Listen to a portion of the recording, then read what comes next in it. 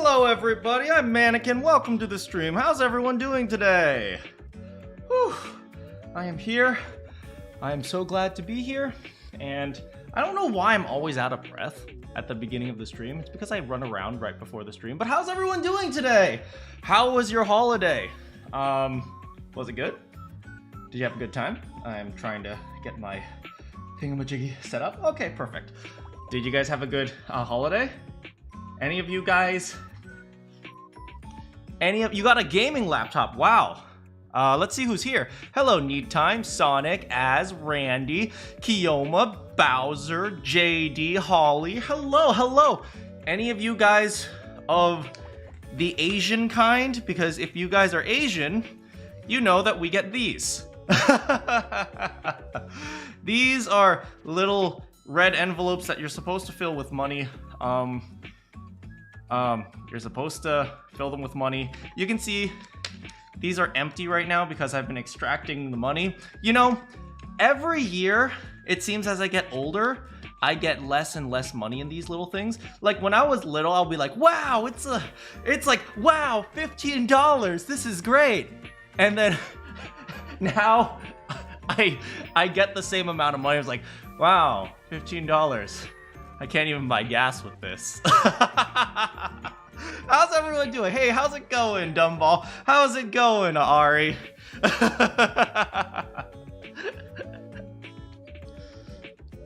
Yeah, you know, it's not really the value of the money finally being realized. I know, right? It's like, you guys remember when you guys thought $10 was a huge amount of money? Oh, I miss that era. I miss the era when I could look at money and think like, oh wow, any amount of money is amazing. And now it's like, well, maybe I can, I don't know, pay my electric bill.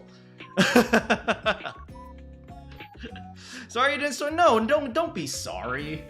You never need to be sorry. To be honest, mostly what I've been doing lately is I've been cleaning. How's it going, Slippery Shoes? Now, yeah, Lego sets, like the little Lego sets that used to be like 20 bucks are like freaking $150 now. It's crazy. Oh, man. But I've been doing lots of cleaning. I need to get my house in order. I'm finally setting up my PlayStation, so maybe soon we'll be able to see some PlayStation games as well. Anyway, the reason why I'm here today, however, is to play Phoenix Wright. You guys ready for some Phoenix Wright? Let's play some Phoenix Wright. Oh, you guys ready for, oh, totally just a reminder. Remember, Fire Emblem comes out on January 20th, and I'm super excited for that, except I'm also kind of scared because, well,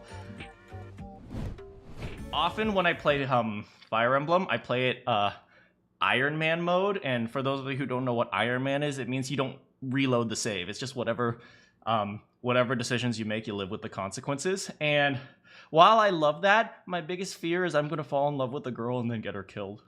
That's always my biggest fear. And as of course, I was super afraid of getting Mary Ann killed. So as you know, what I did was I put her in a suit of armor and sent her to the front line. According to my calculations in the title, I won't beat the game. No, because I am not a simp. Okay. Anyway, oh, right. We're starting a new trial today. My beautiful daughter finally got a part-time job. I don't have to buy her frickin' burgers anymore. Oh my god, this is like, seeing her in a uniform is like a dream come true. Because it means I don't have to pay her frickin' bills! Okay. Maya works at Angel Mort. Angel Mort? Angel Mart? What is it? Oh, but however, I will eat there every single day just to ensure there are no, like, perverted guys hitting on her. Am I protecting her from people just like me? Kinda.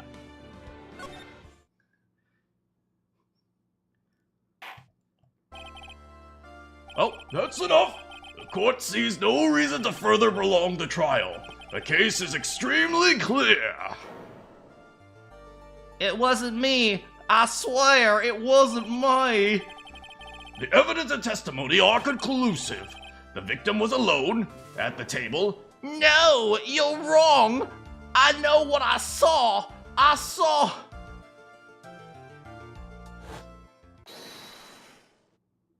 And then he went negative. I saw someone else there! A man! He's the real killer! Wait. Phoenix? Phoenix? What are you doing? Phoenix, no!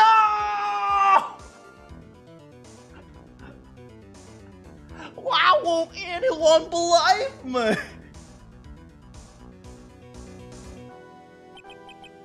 Well, I say that pretty much wraps up this case. Wait, me? This court finds the defendant. This is the fastest game over I've ever gotten. I didn't even do anything yet.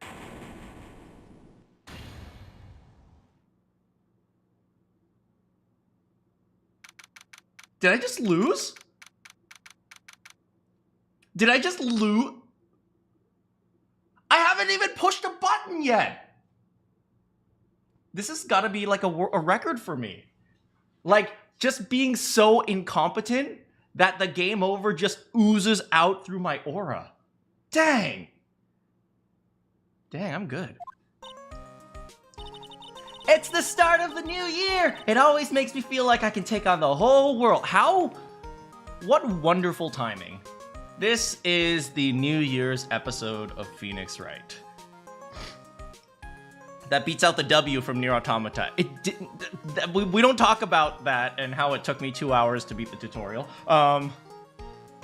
Well, Maya, what do you want for your New Year's resolution? Beggars! Of course. I bet it does, Maya. So I've decided that our New Year's resolution should be Zvari! Take on the world! No, don't say that.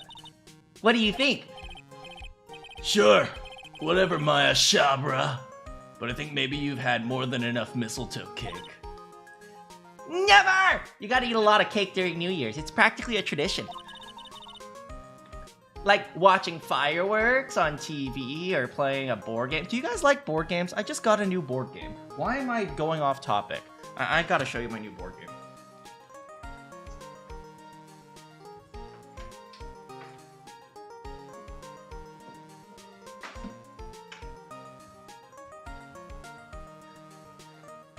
I just got this new board game called Hidden Leaders. It's very, very fun. It's like a hidden strategy style game. And the problem I have with board games is that I never have anyone to play with. The people who I used to play board games with are kind of jerks. So anyway. Hey, pal! Hey, Gumshoe. Hi, Big Dick. You'll play with me? Oh, thanks, Arcane Bolt. We'll all have a yell at each other because board games tear friendships apart day. Yeah. Happy New Year, Big Dick! Likewise. Now listen up, Ray, I wanna... Here's to another fruitful year of lawyer-police cooperation. Yeah, me too. All right, pal. We've got some explain... Have you gotten a holiday present for me, Detective? What? Yeah, well, I have. Here, have this. It's, not really anything much, but... Yay, thanks! Look, pal, we need to have a talk. Take a seat. Hey, what about Pearly? You haven't forgotten her present, have you? No, I mean, yeah, are you doing this on purpose? I guess I'm busted. How'd you like my first practical joke of the year? Very funny, pal. Now let's see how funny you think this is when I show you this. Hey, I want to see. Deadly poisoning brings guilty verdict. Defense attorney Wright trounced.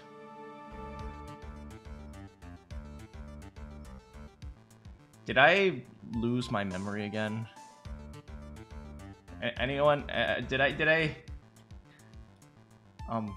What do we call that? Mandela effect? Trounce! Let me see that!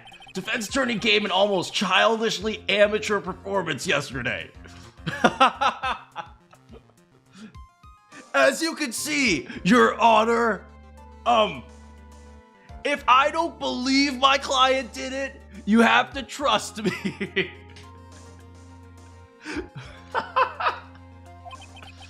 What the heck is this?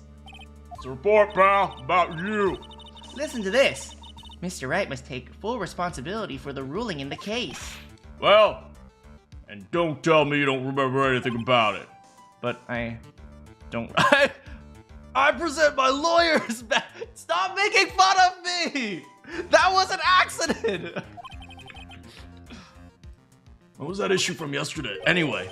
December of last year, which I guess makes it last month. Which makes it old news, you mean? But I wasn't involved in a poisoning case in December. Nobody hired me. I literally had to go digging through the garbage just to feed Maya again. So, what do you think this is all about, Nick? If it wasn't you, pal, it only leaves one possibility. You don't mean... a phony Nick?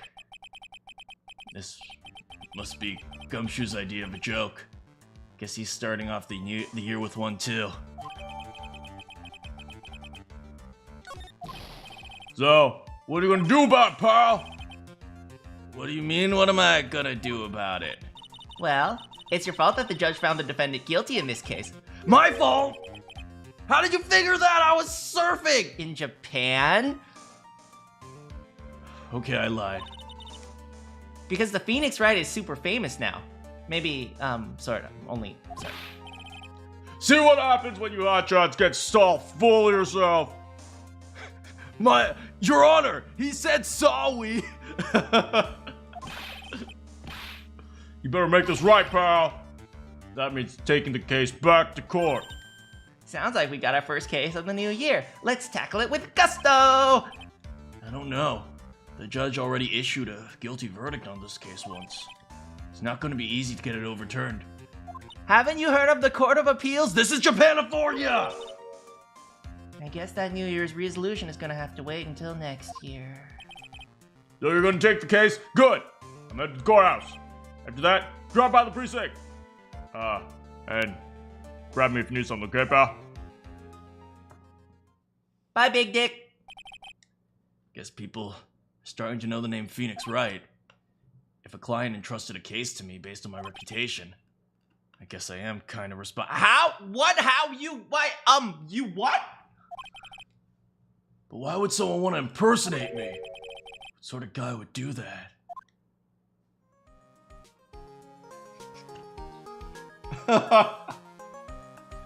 Edgeworth walks into the courtroom. Shaw brother. I am like Phoenix Wright. And Shaw, bro, you are guilty.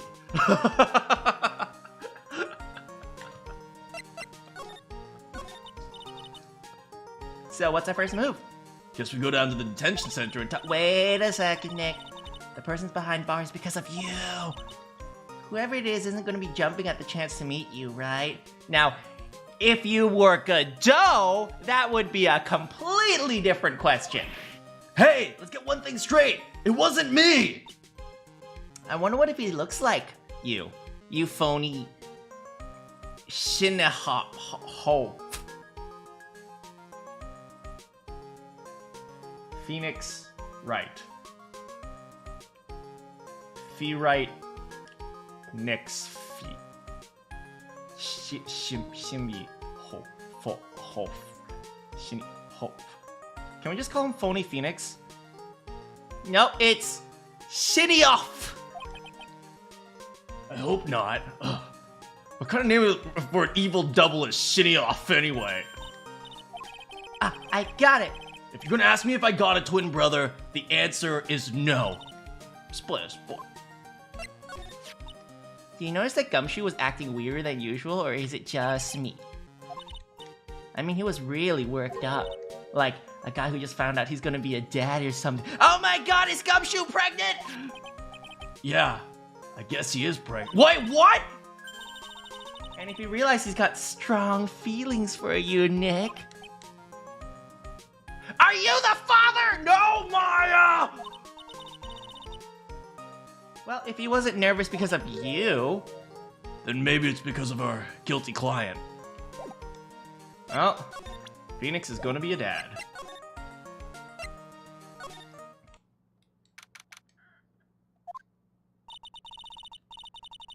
It's so nerve-wracking waiting for a new client. I wonder what type of person you tricked and got found guilty. Keep it down, Maya. That kind of talk could ruin me. How's it going, Hat Kid? Thanks for saying hi. It's Maggie! I forgot what Maggie sounds like. Give me a hug, Maggie. Give me a kiss.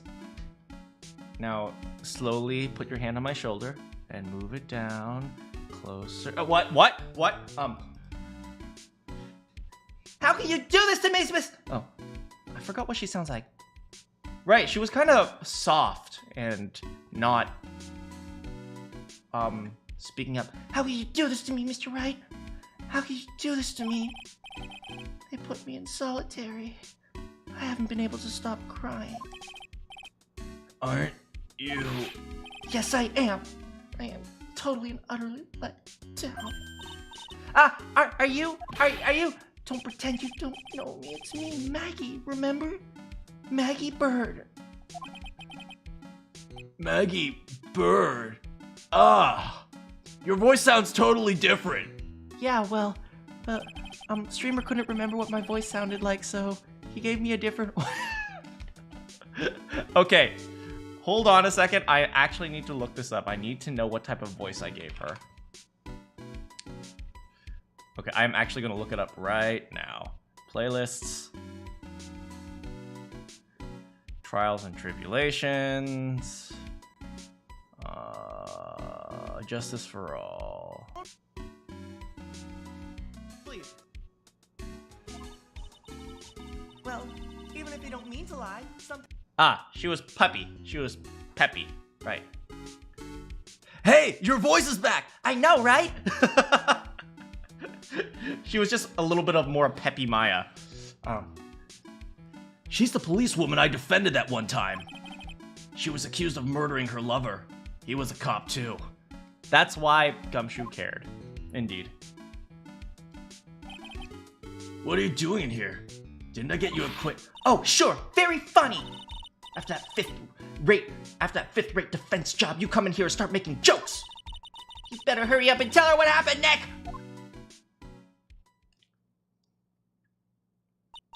Oh, I see. So that's where we stand right now. I'm sorry, you've been caught up in another murder. Happens all the time for me, so I relate. My whole life has been nothing but a whirlwind of bad luck and failures. I vaguely remember her saying the exact same thing last time. But I don't mind. What's one more disaster in my life? At least now, the real Mr. Wright is with me. I won't let the world keep me down, sir. Take good care of her, okay? She's had a rough life. The guard monitors the visitor's room, but they don't get too many witnesses in here. It looks like he's getting a bit restless. So, how come you're dressed like that, Maggie? Did you find another boyfriend who's into that type of thing? Don't tell Phoenix I'm into that type of thing, too. Who's your boyfriend? Maya! Last year you looked so sharp in that police uniform. I was fired after that incident last year. Oh. My bad. It's okay. I don't mind one bit. I enjoyed being on the force, but I think it was time for me to move on. So, what do you do now? In the second act of A Life of Maggie Bird, I'm playing the role of a waitress. A waitress? Yes, in a French restaurant It's a small place, but it's quite fashionable. My charming smile and shapely figure came through for me. Oh, yes. Absolutely. And the owner, Mr. Armstrong, hired me straight away, sir. Probably makes more as a waitress in Japan? I don't know, maybe. And then you got into this mess straight away. Yeah, you could put it that way. This whole mess started on the 3rd of last month. It happened at Tribien. Trebians? Yes, it's a restaurant where good service and friendly smile are always included. Can you imagine how arrogant you need to be to name your restaurant Good?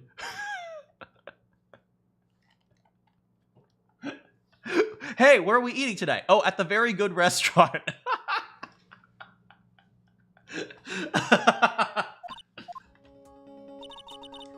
There were 2 men at the table, both drinking coffee, and then...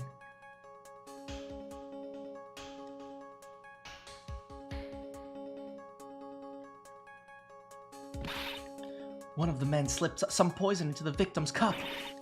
The victim took just 1 sip and was gasping for air. I was so shocked, I passed out. Hey, hold on there, Maggie.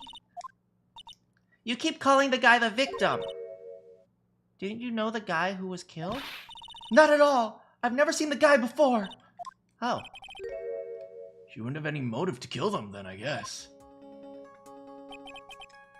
And then... And the other man, the killer. You saw him, right? Of course. A good waitress must be attentive to the clientele. So you saw the killer, but you were found guilty of the crime anyway? How come? You tell me, Mr. Wright!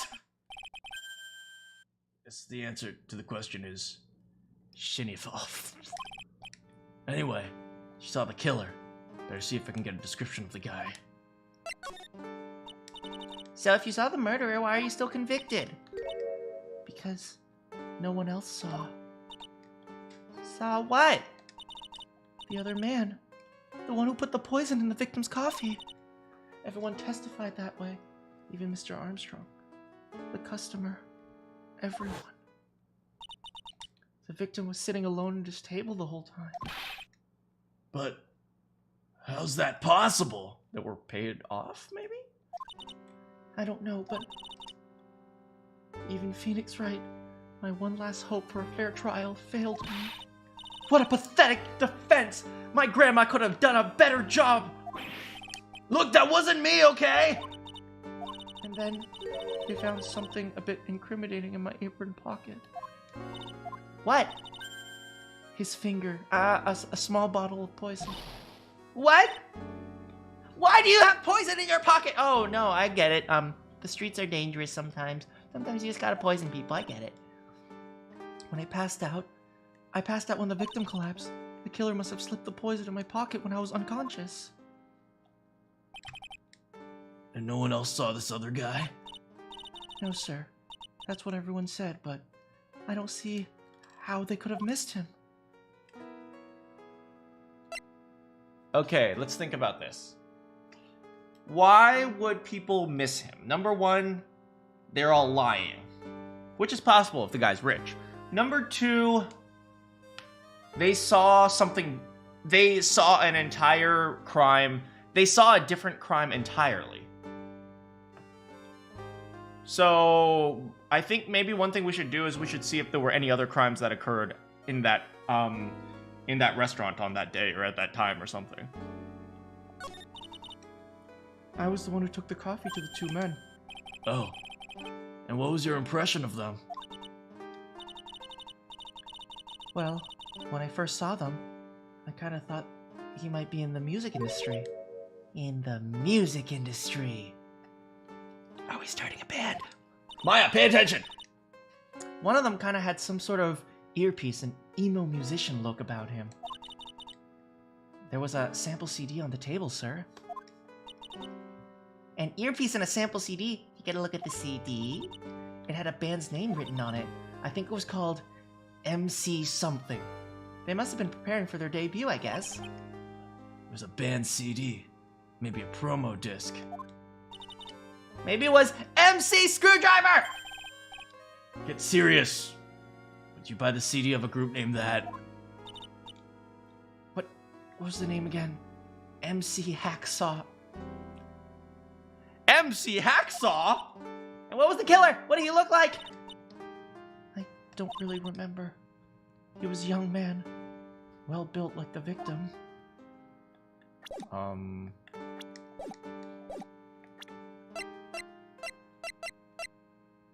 Present this, maybe?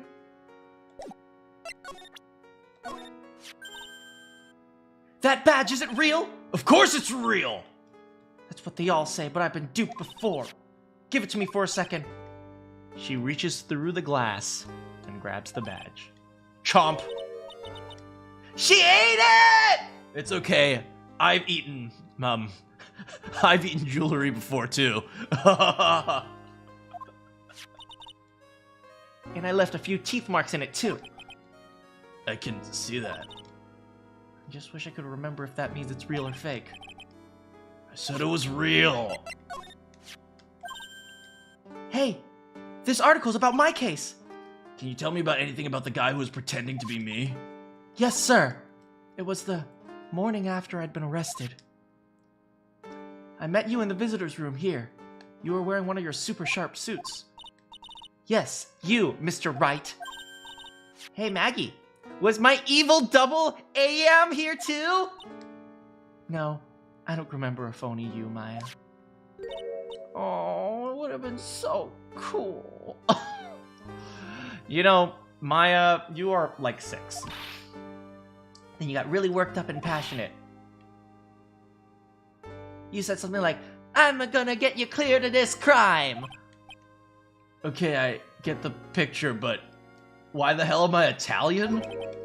How come you didn't realize that wasn't me? His fake is Italian! So, man. Oh, man. Oh, I'm gonna get you cleared of this crime. I'm gonna get you cleared of this crime. Wait, how am I gonna do this? Me, I'm gonna get you cleared of this crime. Shabra! Only a little strange? Well, okay, so you were a bit taller than normal and you looked a bit shady and your voice was... So the guy was nothing like me! But he had your spiky hair and blue suit.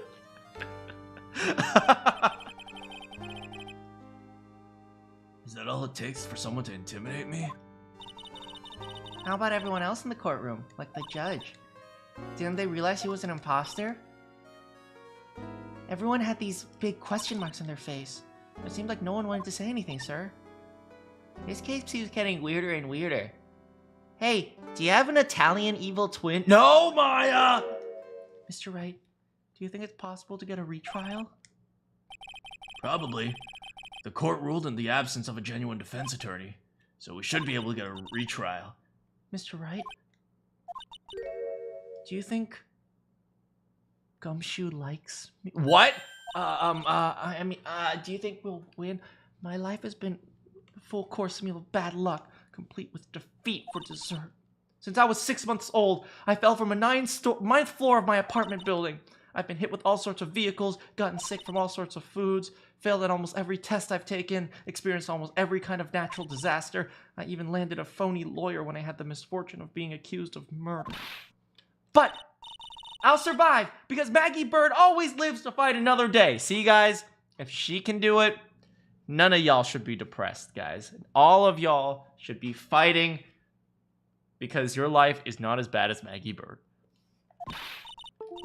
And one day I'll find it. Just you wait and see, sir. I'll find that one single moment of good luck. Shinny Hop is really gonna pay for this! What are you staring at me like that for? But Maya's right. Whoever it is that thought it was a good idea to use my name and get an innocent girl convicted of murder had better watch out. We'll find him. Don't you worry. We'll get Shinny off for you. Oh, thank you. Oh, and I'll tell you where Trey Ben is. Oh, yeah. the restaurant at the murder. Yes, sir. When you go, please tell Mr. Armstrong I said hi. Sure, alright. Let's go check out the restaurant and its food. Alright, we're heading out. Goodbye, Phoenix. Oh, there's someone else to see me? How's it going? I'm Nagito Komaeda. Did I hear you say you're lucky? I'm lucky too.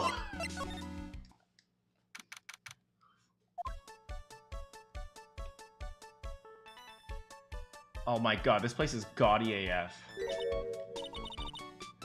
Wow, look at this place. Look, I like smell. What's with the suffocating scent of flowers in here? Then again, girls like that kind of thing, right? Actually, I'm not all that into it. No one's come to see us. Maybe there's no one here. Don't be silly, Maya. There's a restaurant, and it's open for business. Hello?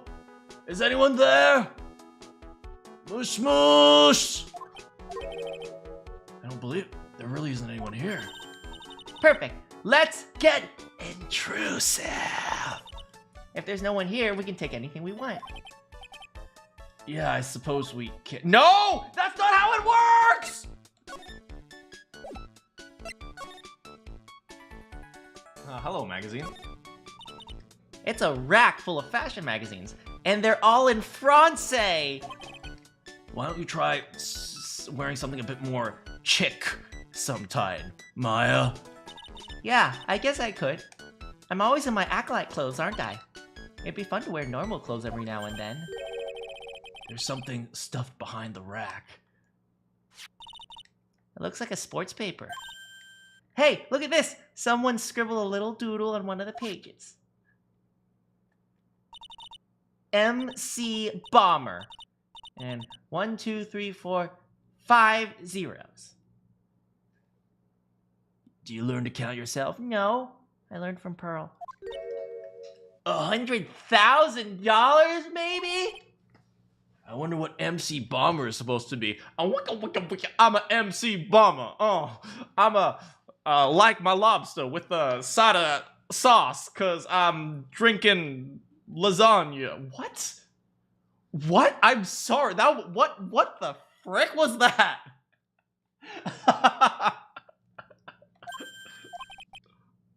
This paper. It's from December 3rd.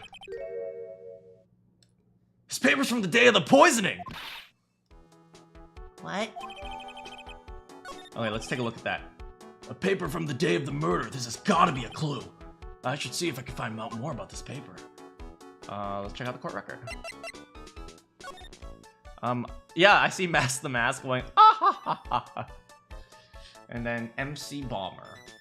So it looks like they were negotiating. If you guys look at my mouse, 500,000 and then 100,000. I don't know if it's money or what, but I mean, if this was in yen, 100,000 is like a what? Let's just say divide by 100. Let's just say $1,000 bucks, but it's a lot. I mean, no, that's reasonable for like a if you wanted to hire a studio to do like a demo CD, that's reasonable.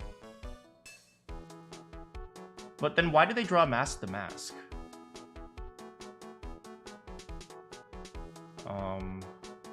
MC Bomber. Oh, by the way, I'm sorry about the weird ad-libbing this stream. It's just, I'm all over the place today. I don't know. Maybe it's just because I've been cleaning and I've got all these fumes in my nose. And now I'm just drunk. Anything else in the rack? It's a rack full of fashion magazines, and they're all in Francais! Chick. We've already said this, huh? Oh, I'd look stunning in some of those Parisian frokes. Okay. I wanted to see the picture. Firm. It's the restaurant's front entrance. There's a sign on the door written in French. Probably says open or closed. It must be one or the other, but I don't know which since I don't know Jacques about French. Oh, it's a French pun. Get out, Phoenix.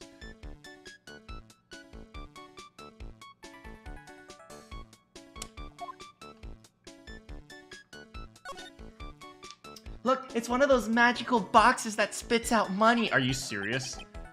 You know, you're the only one who could ever describe a cash register that way. I guess we should check out the actual crime scene. How do you slide? I guess this is the coffee. This must be the table where the murder occurred. Wait! It's New Year's in this world. But the crime happened at the beginning of December. So it's literally been an entire month and they haven't cleaned up the crime scene? Wow. I guess with all this police tape around it. That stain must be from the poisoned coffee. Don't go licking the tablecloth, okay, Maya? Why would I lick it? I'm not a cat. I've only done that once with orange juice. Flowers. Wow, it's a beautiful winter wonderland out there. Really? I love snow. Let me see it. It's not white. It's not even snowing. Haha! Got you! I was only kidding, Maya! Nick! All I did was tell a lie about snow. Maya! Maya! Stop! Ah!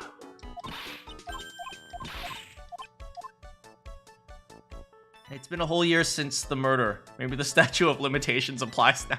Yes, but but we can't even clean up the crime scene. It's like, can you imagine if like you couldn't mess with the crime scene while the statute of limitations was like still active? It's like there would be crime scenes freaking everywhere. This table's set nicely. Just needs a customer. What do you think of what the flower is, Nick? Let's see. Well, it doesn't look like a tulip. It's not a sunflower. I could have told you that. Well, there's only two kind of flowers I know. Dang damn it, I'm a lawyer, not a botanist. I guess that's it. Oh, here? See you later, Sonic.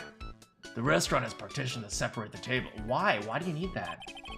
When you're seated at a table, you can only see the tables to the left or right. Well, maybe that's why people couldn't see the person sitting at the seat. Well, not true. If somebody suddenly collapsed, you'd look over there. You'd be able to see like what's going on. Like, it's like if it was casual dining, I understand if nobody was paying attention, but if somebody collapsed, you'd definitely see that there was another person. I guess this is it.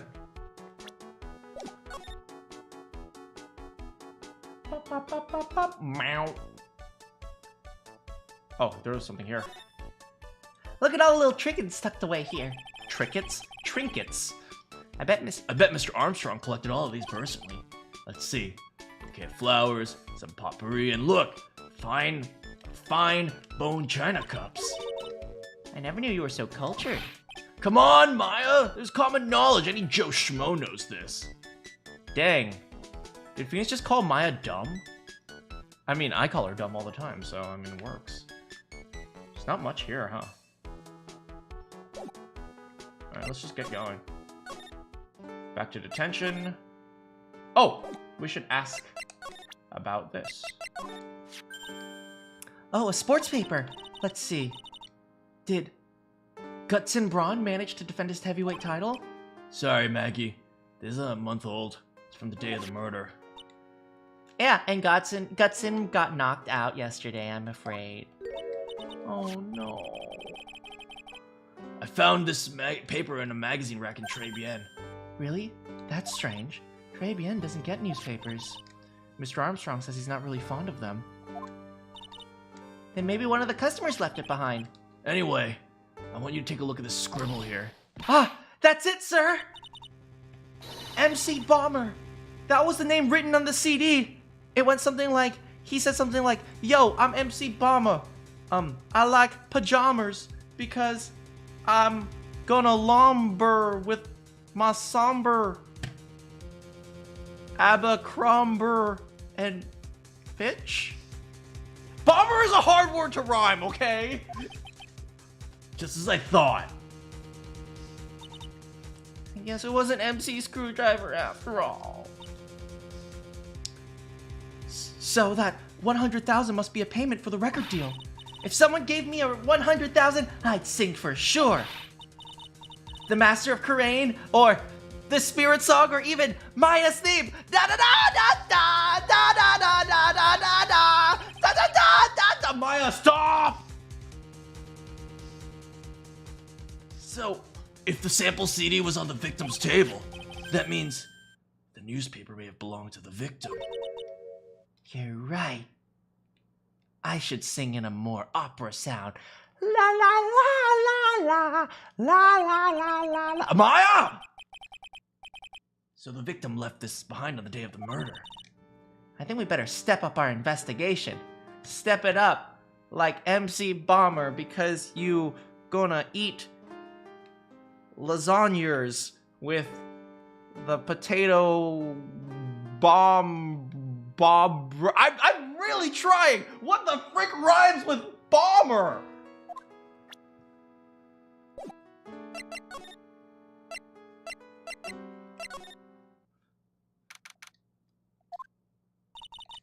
It's been ages since we've come down to the precinct, huh? Oh my god, does the blue badger have a girlfriend? Looks like Gumshoe isn't around. Got it so easy, leaving everyone else to do the work. No, he's out there. My bet is on the courthouse. He's probably trying to arrange the retrial. Guess that means we could go to the detention center and have a chat with our killer. After being convicted without a fair trial, I'm not sure this killer is the right label. Alright, let's check out, Blue Badger. Hey, it's the police mascot. It's so cute. Yeah, that's the Blue Badger. It was my idea. I made it, and now it's the national symbol of the police force. So what about the pink one? She's not an it, Nick. She's a she. Right, Chief? Yep, meet the Pink Badger. So one's blue, and the other's pink. And they're both called Badger? You got it, they're married.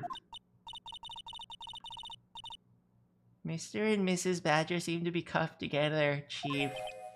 You got it. That's marriage for ya. Whoa, a mascot that's deeper than the deepest of deep oceans. Dang! Did my police chief just make a social commentary out of two mascots? Frick, man. What do you know about Detective Gumshoe? Oh, Detective Gumshoe! He really looked out for me when I was on the force. Have you seen him recently? No, he's never been to the restaurant. Guess he's not a French of the Francais cuisine. He's an instant noodle type of guy. Yeah, he prefers the simple things in life. Or he's just poor. Dang, they did Gumshoe dirty, man.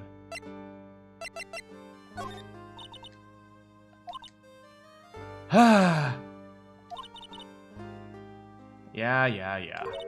Wait, what? Apparently ex-cons are... never mind.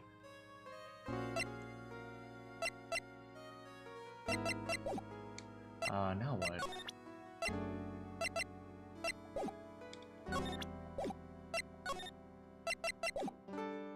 Maybe we go back to the restaurant? Ah, there we go. Ooh la la, bonjour. Oui, ho ho! Ooh la la, bonjour! Welcome to La Très Bien! Oh, hello? What happened to Maya? She's frozen stiff. Oh my! Bienvenue! Welcome to my petit restaurante! Huh? B Avenue? Oh no, my petit Julie. Me?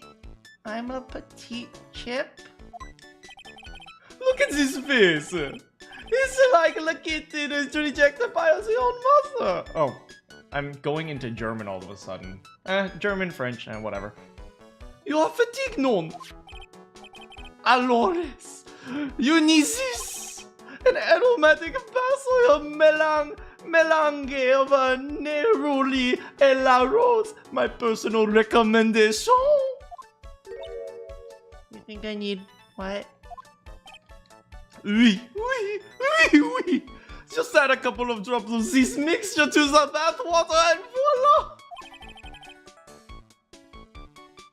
It will soothe your body and the mind. It's simply fantastic. Really? And voila, monsieur. Me? Oh, me? Look at that face. It's like he's a puppy rejected by the life itself. You are fatigued, no? For you, monsieur, I would recommend this oil of bergamot and maybe a hint of oui. I would add the peppermint and the clary sage for the fragrance exceptional. Such an invigorating recipe will bring out your delicious beauty, monsieur. My you think hard-headed prosecutors will like this? Oh yes, definitely prosecutors like this type of flavor. I'll take 20. Alors, if you will be seated, I will bring you the special menu of the day. Actually, we're not here to eat. We're lawyer. Well, I'm a lawyer. She's... Well, I don't really know what her relationship is anymore. I kicked her out of the house. My bien sir, I know this already, monsieur. You are the Phoenix Wright home.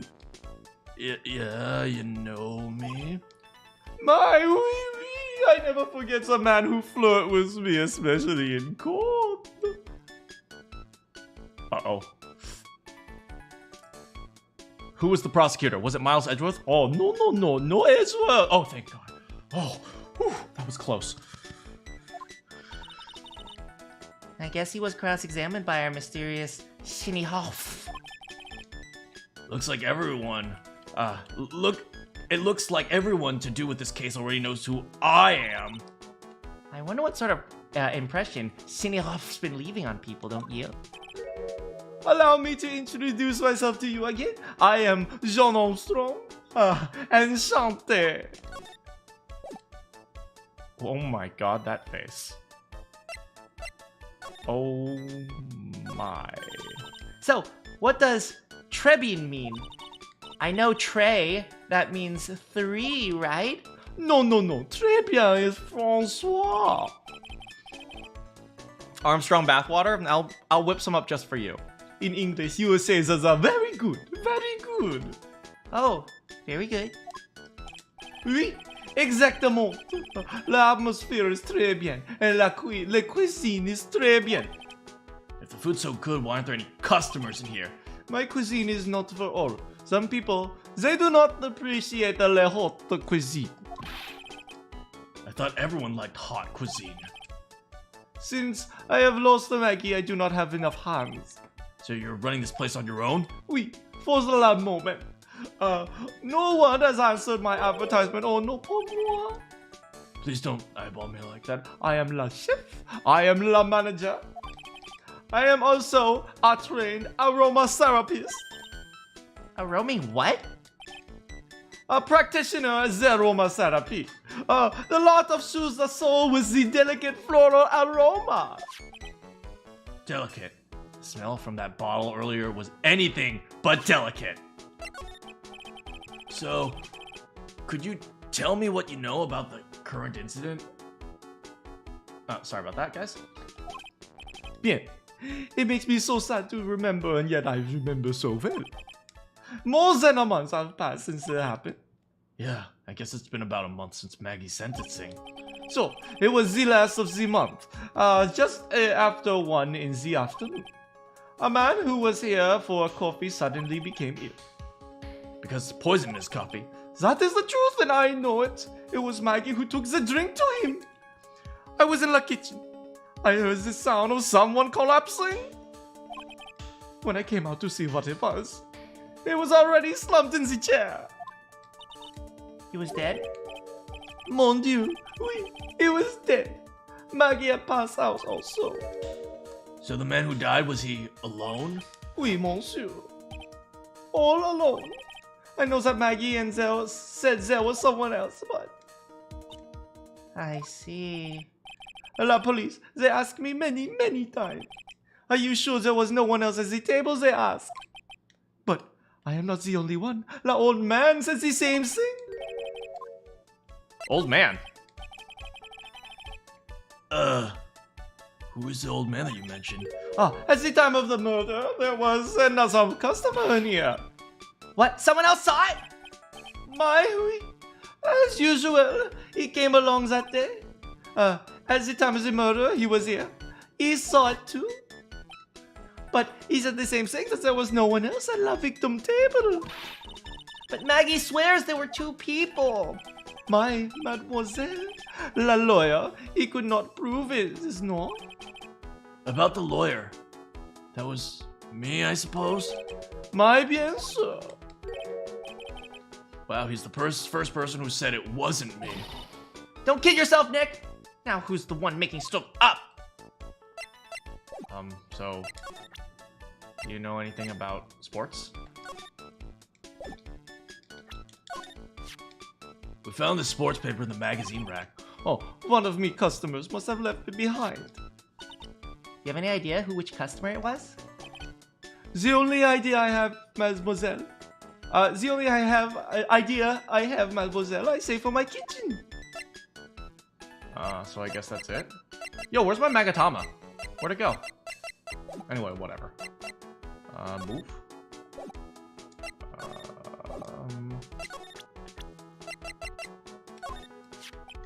Maggie was a policewoman once, n'est-ce pas? Yeah, but she had to quit for, reasons beyond her control. Oui. She was the suspect in the murder investigation, no? Oh, you know about that. That is why I gave her the perfume for the happiness. Happiness perfume? Oui, blend from bergamot, just like I gave to you. But she's been arrested again and found guilty. This is true. Her natural aroma of unhappiness must have been very strong. Admit it, your perfume doesn't work. It does work on white-haired lawyer? I am not surprised she was the prime suspect. After all, something like that took place before my very eye. What? What's this guy talking about? Does this mean Maggie did have a motive? We gotta ask him for more info. More info. When Maggie took the coffee over to the victim, did anything happen? Oui, I suppose you can say so. What happened? No, it was nothing. Look, Maggie says she doesn't even know the guy, but she's still being indicted for murder. The prosecution must have come up with some kind of motive. Oui, it is true. If there was anything between Maggie and the victim, it could be relevant. So please, tell us anything you know. Well, butts.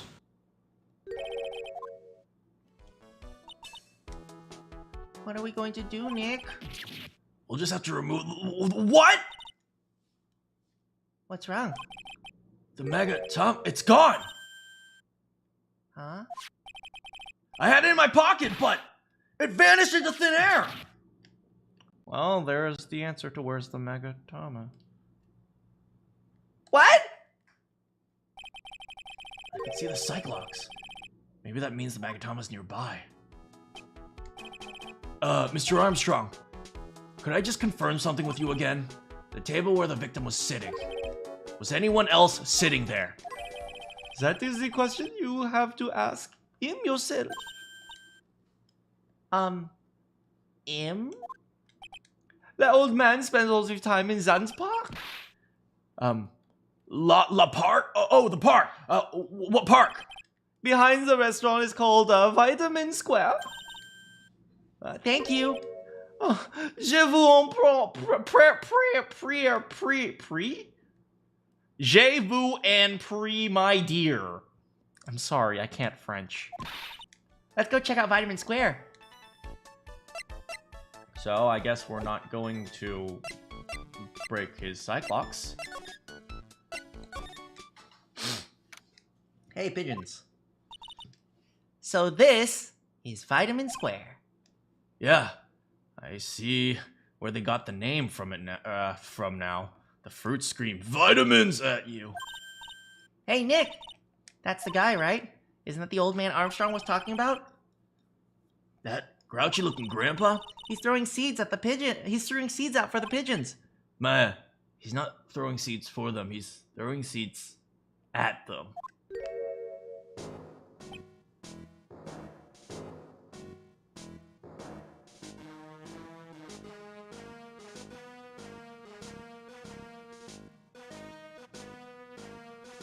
Dang.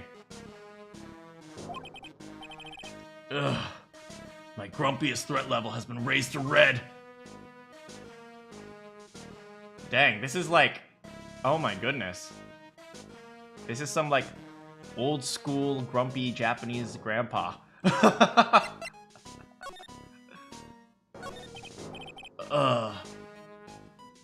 Excuse me? Would you mind if I had a word with you? What voice should I give him?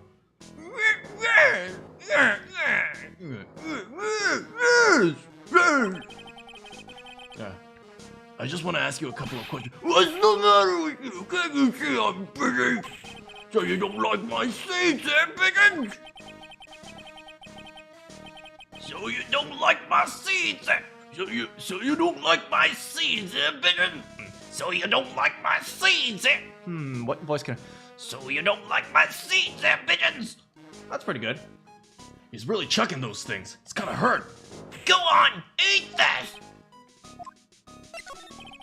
Excuse me, sir. Can I ask you about Maggie Bird?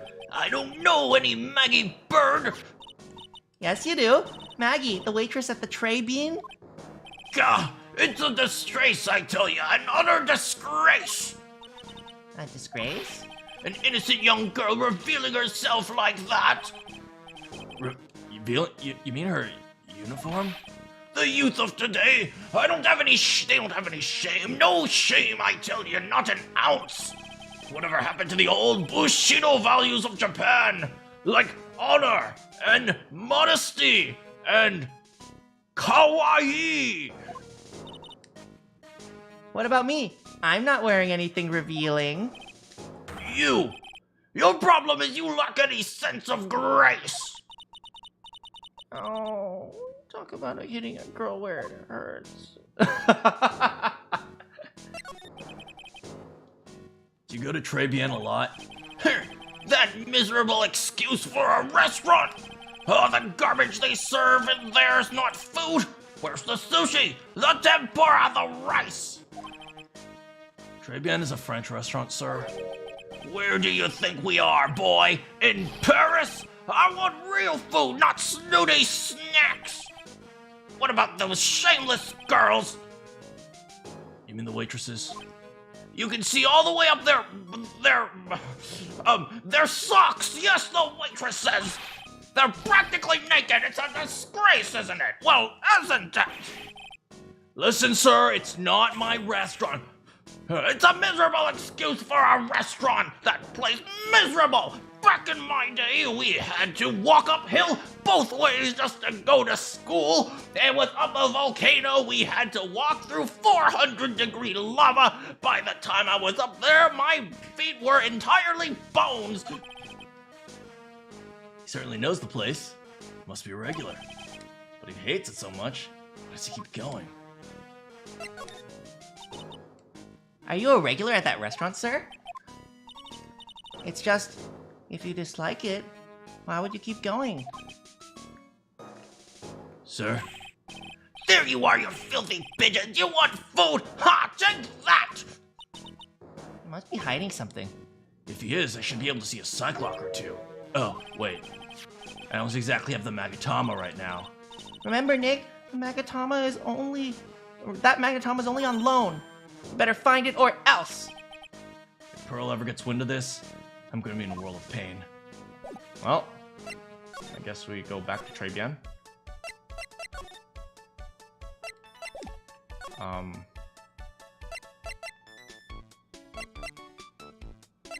Anyone see a Magatama? Maybe go back to Vitamin Square? Is there any... Oh, job listings. Oh, pigeon. Oh, there's a magazine here. It's a magazine full of job listings. You disgusting rogue! Picking up something someone else threw away! Threw away? Did you throw this away? Are you looking for a job? That's none of your business! Sorry, I guess I'll just take it with me then. I don't want anyone else having it! Give it back! Too bad! Finders keepers. We really just finders keepers this man. Hey, that's mine! Is the old man voice okay, guys? Or do you guys prefer it differently? Let's see, what's here? Thrown away by the old man.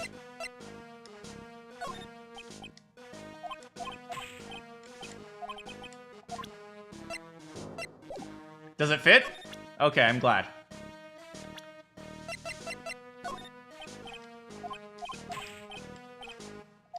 Okay, this guy just doesn't want to work with me then, huh? Okay, let's go back to Tribune. You know anything about? Oh, right, he posted like a job listing, right? Oh, mademoiselle, Yes? are you looking for a job? No? I was just... Let me see. Your style is un peu different, but you have a good face. different?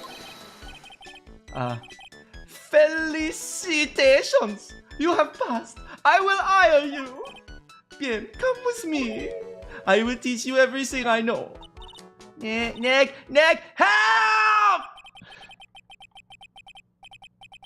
I don't know whether to laugh or feel bad for Maya. Now do both. Oh dang, poor Maya, feeling the pain of growing up. Now what? Literally nothing.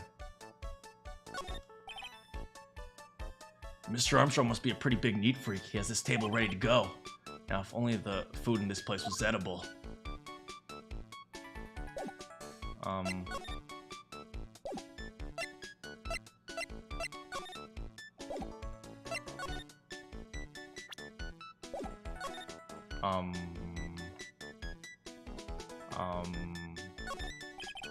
It's really tight behind the cash counter. Can Mr. Armstrong even get in there? And if he got in, could he get out? Maybe back to the park? Guess not. Oh, I know. Maybe we can examine this white pigeon right here. The pigeons are so busy pecking at the seeds, they don't notice anything else. Seeing those birds eat with such intense focus reminds me of Maya when she's scarfing down a burger. I don't think the fruit will be anything. I don't see many parks like this anymore. What a great place for kids to play. Did you guys do you guys grow up with like a park with like a jungle gym? Not necessarily fruit themed, but like have lots of stuff to climb on and play on? I think kids don't have that anymore. And that's really kind of sad because, you know, a lot of them actually don't learn basic things like social skills and besides social skills, like motor skills as well. But that old man's the only one here chucking seeds at his pigeons. Like, believe it or not, climbing actually, you know, climbing and playing physically with friends actually helps children develop a lot. When I think back to when I was young, I wonder what I found so great about playing in the sandbox.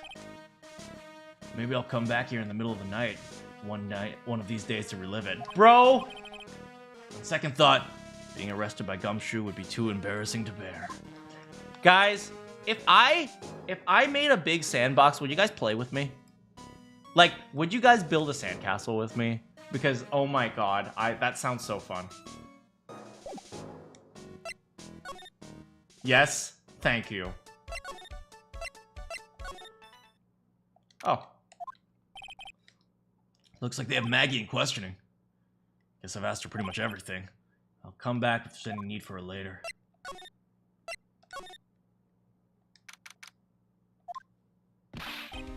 Well, pal, have you found the evidence yet? One's gonna find her innocent. No, we only just started. Well, whatever you need, I'll give you the dirt. I'm putting off all my other cases for now, pal. Maggie's gonna love me. Ha ha ha. Oh, wait till I make her ramen and spam. It's my signature dish. Gumshoe, girls generally like something romantic. Oh, I'll throw on some cheese too. She's gonna love it. Gumshoe's really fired up about this. Oh yeah, one more thing. Your trial's approved. Court's sitting at 10 a.m. tomorrow. And, Cyberboy's going to be the prosecutor. Oh, him. Listen up, pal. If Maggie's found guilty again, I'll make sure you get locked up for good. You got it.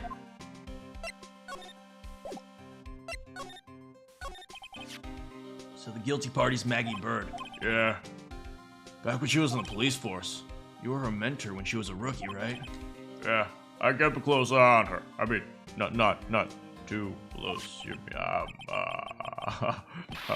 Hey, what's the funny look, pal? I was just her. I wasn't anything like. Sure, I was her boss when she was doing her training. Well, that was it. Nothing happened. Gumshoe sure is sweating up a storm over nothing. Ah, so that's it. Big Dick's got a little crush on Maggie. It's not that I like her or anything. I was. Note to self: gossip with Maya later. Alright, look, pal. Don't tell anyone, okay? You gotta keep it a secret. Sure. And would you mind not guessing what I'm thinking all the time? Hey, tell your face, pal. Not me. You have to be blind not to see what's on your mind. I mean, it's usually women, so... So I was wondering, could you fill me in on the victim? Glenn Elg. It was a computer Glenn Elg. Is that supposed to be like a pun? It's a palindrome. Glenelg? Glenelg? Glenelg?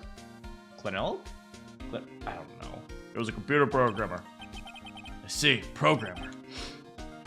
He was a regular Joe working for a small-time computer firm. Maggie never had any contact with the guy before that day. All she did was take him coffee on the day of the murder, pal. Yeah, Maggie also claimed she'd never seen the guy before. Did the victim go to the restaurant often? Not according to the chef.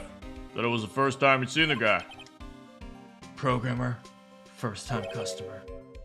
What possible reason could Maggie have to kill a guy like that? That's what I thought. But a motive was still somehow established in our trial. You're kidding! What's supposed to be her motive? Sorry, pal. Really busy. I haven't even had enough time to sift through those papers. Look into yourself, okay? What could the motive have been? This isn't really a proper investigation. I'm kind of working on it by myself. Oh, that's right. The judge already ruled on this case and all the evidence is already in. The only problem is with Maggie's testimony.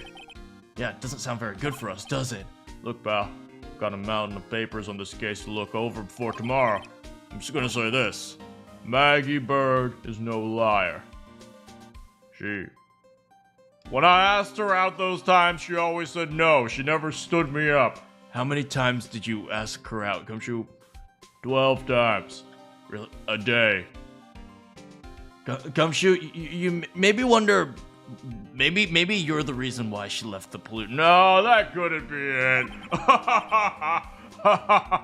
Gumshoe, wasn't she dating someone while she was in the police force? Yeah, so?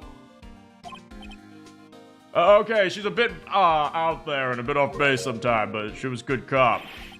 It's not exactly complimentary, you know. So what do you think really happened? How contradictory is her testimony? The biggest problem with Maggie's testimony is the number of people at the table. Yeah, my thoughts exactly. Maggie still exists. There's another guy sitting with the victim. Right. But get this. Everyone else says the guy was sitting alone. Even the chef. And then there's that CD. Oh yeah, she did mention something about a CD. And there was a sample CD on the table, sir. Our guys turned the place upside down. There was no CD. Not on the table anyway. Not anywhere in the whole restaurant, pal. But didn't Maggie say the victim was wearing an earpiece too? Yeah. But that was for the portable radio in the front of the pocket hoodie. Radio? You didn't have a CD player? You got it. Phony never Your phony never explained that contradiction at all. Come to think of it, the owner of Tribulations didn't mention a CD either. I don't know why, but I get this feeling Mr. Armstrong's got something to hide. Alright, does that mean back to the restaurant? Oh. Poor Maya. Looks like Mr. Armstrong's really taking a shine to her. I suppose I'll just have to let her work at the restaurant for a while. I'll go pick her up from Tribulations. Wait, are we seriously like, oh, she got hired. Okay, we'll leave you there. What the frick, Phoenix? Bro, aren't you her guardian?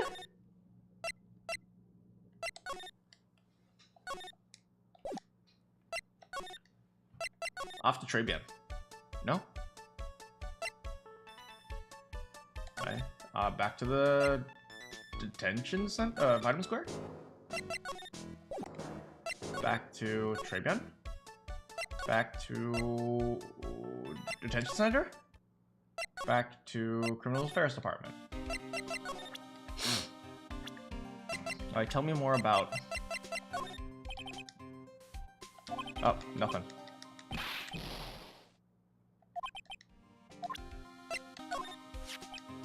Chef of Tribune, huh? You know what that chef said to me?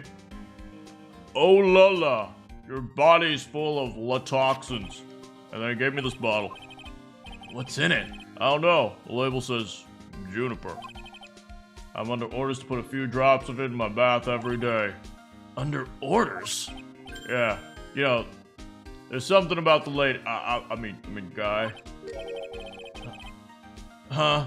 You can't stop thinking about him? No, not like that. Give me a break. He's not my type. I mean, I can't stop thinking about how he's involved with the case somehow. Sounds like he knows a little more about our charming chef. So what exactly is it that caught your attention about the chef at Tribune? It's, kinda hard to say, but the way his mustache just sparks from the side. Oh, if only Maggie could grow that mustache. Oh, when I kiss her, I get that hair on my lip. Oh, that feels good. Well, I mean, the guy's probably not even connected with the case anyway. Hey, come on, detective. You said you'd give me the dirt on anything. Well, this sort of stuff is kinda unimportant gossipy stuff, you know, pal? Look, how about this? You go to Tribune, investigate the place yourself. Find anything suspicious, you report back to me, okay? Don't suppose I got a choice in this. Guess I better find out more about the chef at Tribune and report to Gumshoe. Okay, well now we go to Tribune. The movement system still sucks.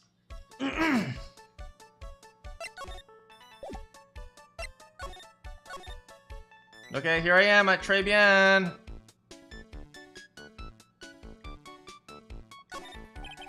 This must be the table where the poisoning occurred. Stain tells the story well. The whole area is still, Cordoned off, I guess. cordoned off with police tape. Guess it must be still under investigation. A month later! It's pretty cold out there on the streets. Peaceful, though. It's nice that people can take it easy after the holiday rush. It's a rack full of magazines. Ugh. The clothes in these are atrocious! Some of these have been circled in red. I really hope Mr. Armstrong's not thinking of buying any of these. There's a bunch of little trinkets by the shelf. Bet Mr. Armstrong collected these personally. Nothing. Door.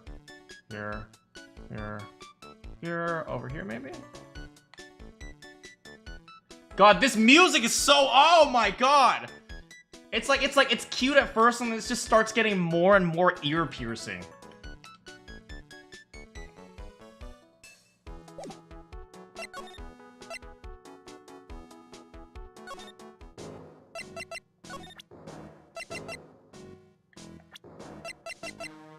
You know anything about this? Nope. Alright, let's head back to Gumshoe one more time.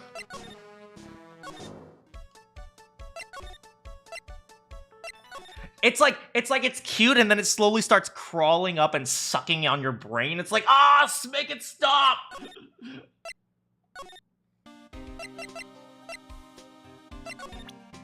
What do you know about maybe Glen Elk? Oh, I already presented that. Maggie? Have you gone to see Maggie? Of course I have, but I wasn't very much good at consoling her. I'm not very good with words. Look, I'm a sensitive man, but sensitive is physical. I can't express it in words. Yeah, I guess I must have looked a bit down. Maggie was really supportive of me. Oh my god, that's adorable. He goes to visit Maggie and he's sad and Maggie is comforting him. Gumshoe, give me a hug. If Pearl was here, I'd have her give you a hug. Because I know you like kids. Did he go for her or for himself?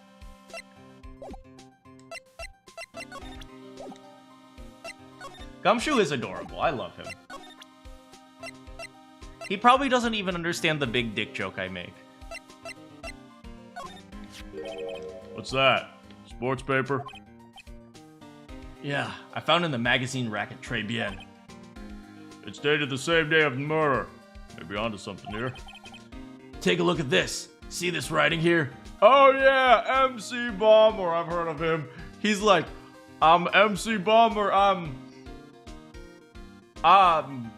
When I look at food, I slobber. Eat lasagna. I always go back to lasagna. What the heck is wrong with me? MC Bomber. Hey! What is it? I've heard of that. Yeah, MC Bomber. Wow, he actually seems to be thinking for once. Gumshoe is adorably yeah, absolutely. It's no good, I can't remember. It goes back to being the Gumshoe we all know and love. Hey, pal. I'm gonna borrow this paper for a bit, okay? I've got a handwriting analysis done on this scribble. Handwriting. It'll be good to know more about that in any case. Thanks, pal. But this turned out to be an interesting clue. They actually didn't... The police didn't find this newspaper? Really? Alright, well, that must have been the thing that we were good at. Now, maybe we should go visit Maya. Oh, detention center. Move. Tribune. There we go! The scent of flowers sure is strong. Makes me almost dizzy. Oh, hello.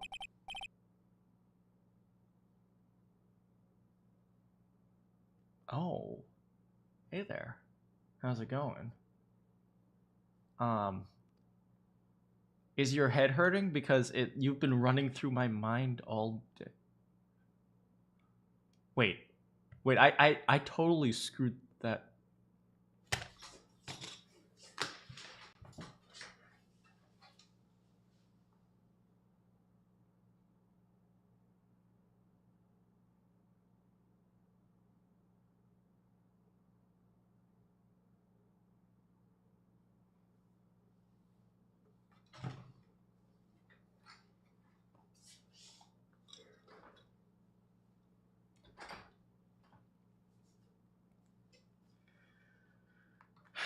Look, I'm having an off day, okay, guys? Please bear with me. I'm sorry.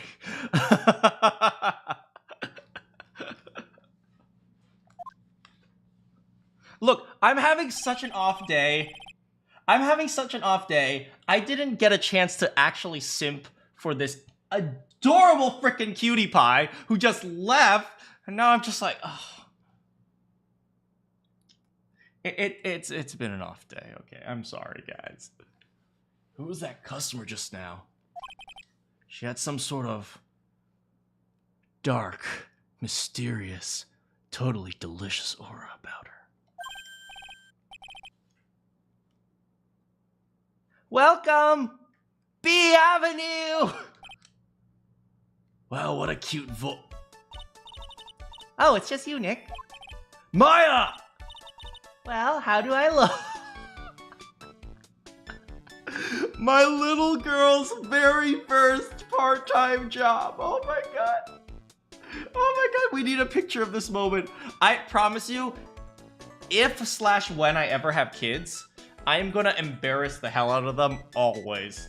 It's like my son or my daughter gets his very first like cashier job at the grocery store, and I'm just going to be like I'm gonna buy a bag of peanuts just so I can like take a picture of this moment. It's like, okay, smile. Now, one more picture of you scanning the peanuts. Oh, okay, great.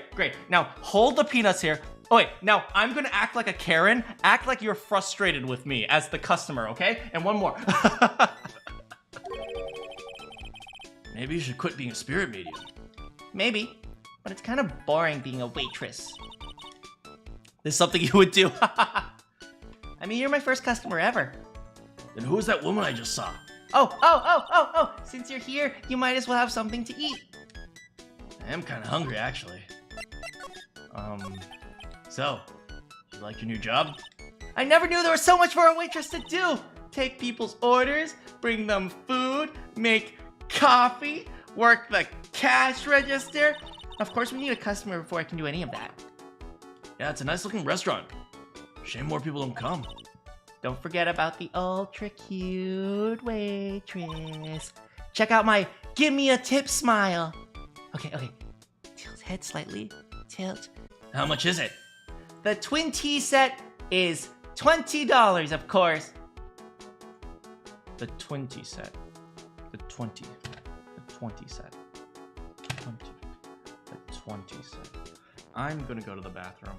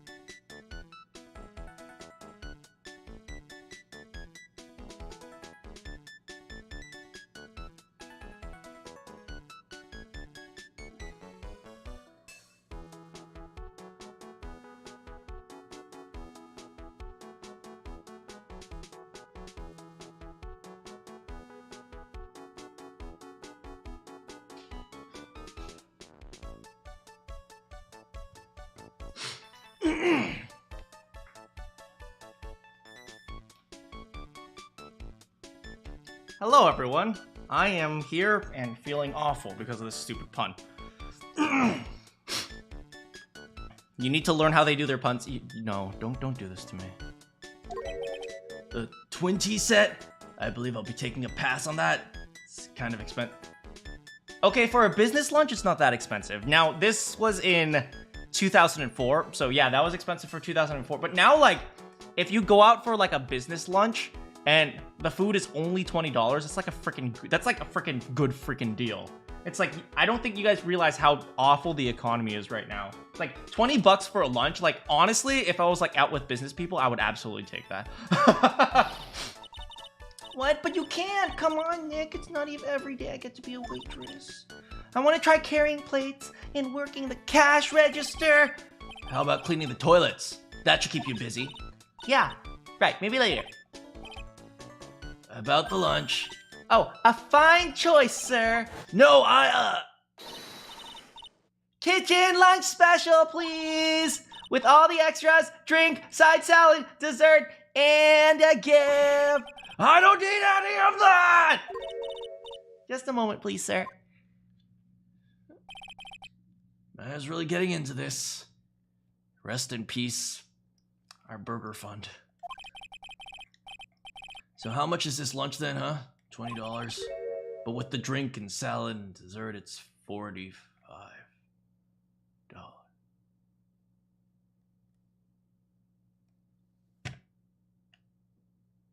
Uh-oh. Hey, wait a sec, Maya! Sorry to keep you waiting. Here you are, our deluxe Fortify lunch set. Whoa. A dish inspired by lobster and abalone fricassee with balsamic vinaigrette. I had to memorize those big words. Bon appetit. Thanks. Come on, Nick. Hurry up. Try it already. Lobster, huh? All right. Down the hatch it goes. Well, Are you hungry, Maya? I'm starving! Here. It's yours. Really?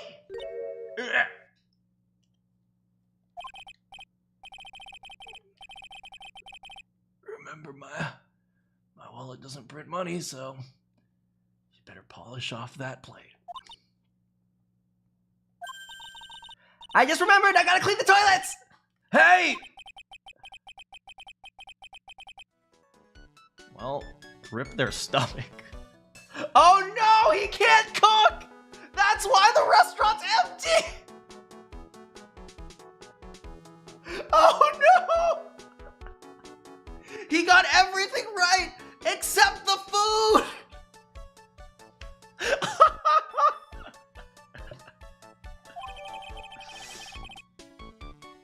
$20, cost $20 despite how unbelievably bad it tastes. How does a guy manage to make good food taste so bad? Hey Nick, you want to take a peek at the kitchen? Kitchen? Not a bad idea. Do you think the customer died just because it was really bad? Oh, that... I mean, lobster can kill you if you don't cook it correctly. Now, what was it Maggie said again? In the kitchen, you get to see all of the chef's greatest secrets. In the kitchen? That sounds tasty. Well, to the kitchen. Hey, wait up, Maya! What is it? I'm pretty busy right now. Aren't you gonna show me around? There goes my plan to find some cool clue and show it off in your face. I better conduct the search in the kitchen myself. Alright, to the kitchen. Hey, the Magatama! And here it is, the famous Très Bien kitchen. How does he keep the kitchen so clean? Why do you have hanging frickin' what do you call those? Curtains. Why do you have curtains hanging on your pots?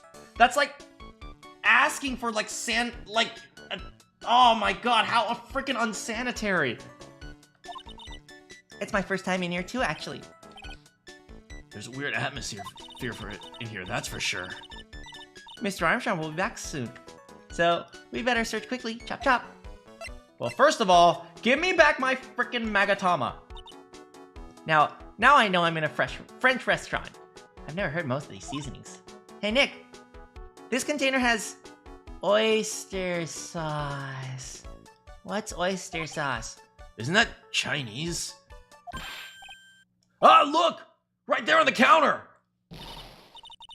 What's that doing there? What indeed? Curtains in the kitchen. Guys. Do you guys want to hear a really scary story? Carpeted bathroom.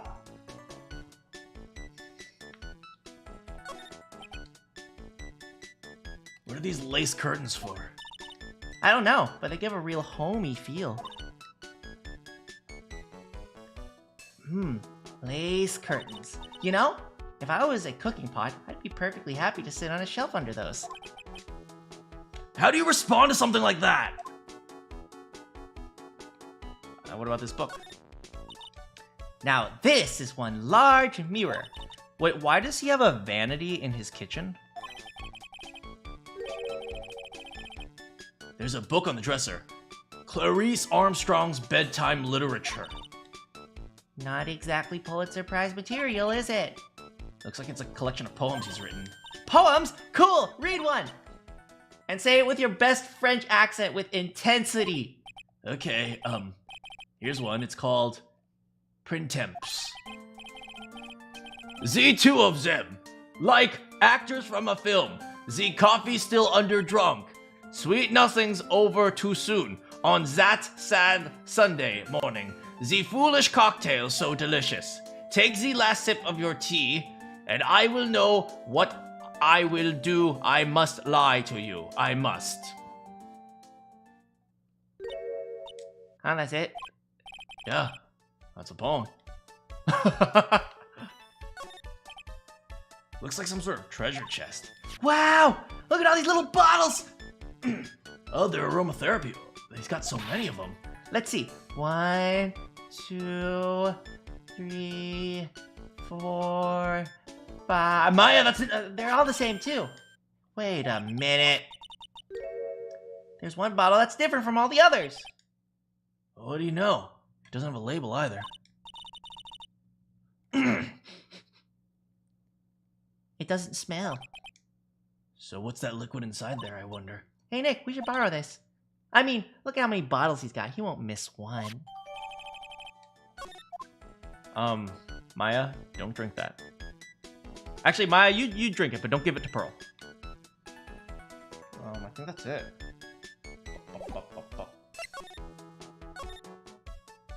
No? Maybe back to the kitchen? Oh, we got this. Oh, here. Ah, we've already seen this. It looks like one of those is those slices through a cheesecake. A cheesecake? You don't need a sharp knife for a cheesecake. Pots? Smells good. Something's bubbling nicely. How's it going, Need? It must be the lobster abalone fricassee with a balsamic vinaigrette. Isn't that what I just ate for lunch? Maybe. What you ate is the only French dish I know. Oh, Maya, I love her. She's such a stupid sweetheart. Maya is an idiot, but she's so open and honest about being an idiot, and I think that's what makes me love her so much.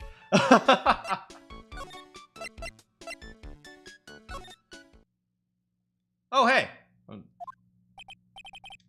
Huh, old guy's not here anymore. Drat, still some unanswered questions for him. What the frick? There's a scooter. Scooter, huh? Who'd leave that right in the middle of the park? The wheel guard and light. Guess there must have been an accident. It's totally wrecked.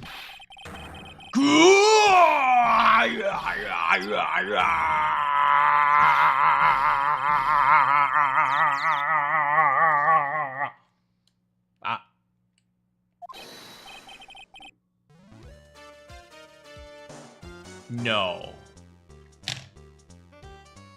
No. You're not. You're no. No. No, no. People in this game cannot be that dumb. People cannot be this dumb. No, no, no, no, no, no, no, no, no, no. People cannot be this stupid.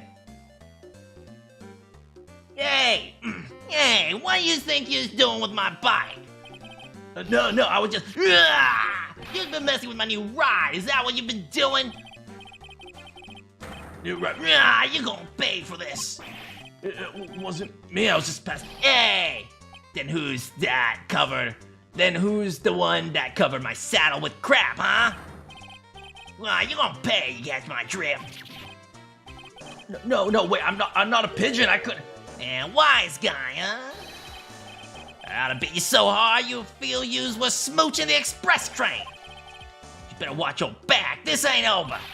I'm gonna round up a group of your lawyers and then yous gonna pay. Actually, I'm a lawyer myself. What'd you say? I'm Phoenix Wright, attorney and Phoenix Wright? You saying you's Phoenix Wright? Yeah. So you's a wise guy too, huh? 'Cause I'm Phoenix Wright. I'm the one and only.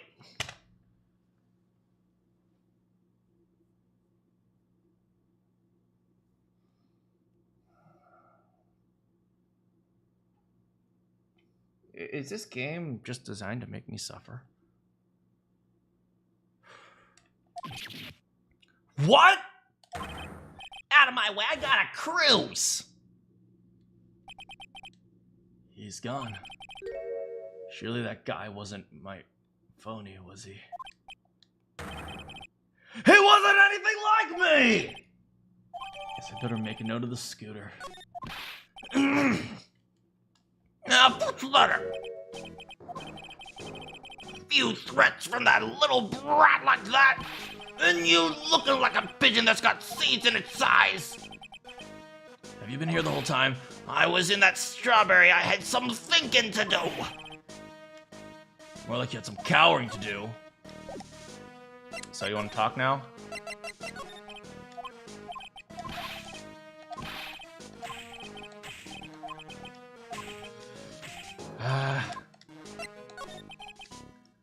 Sir, are you a regular at that restaurant?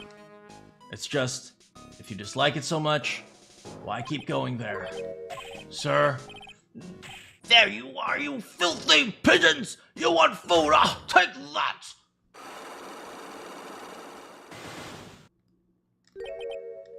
I knew it. This old guy has something to hide. Alright, let's give it a shot.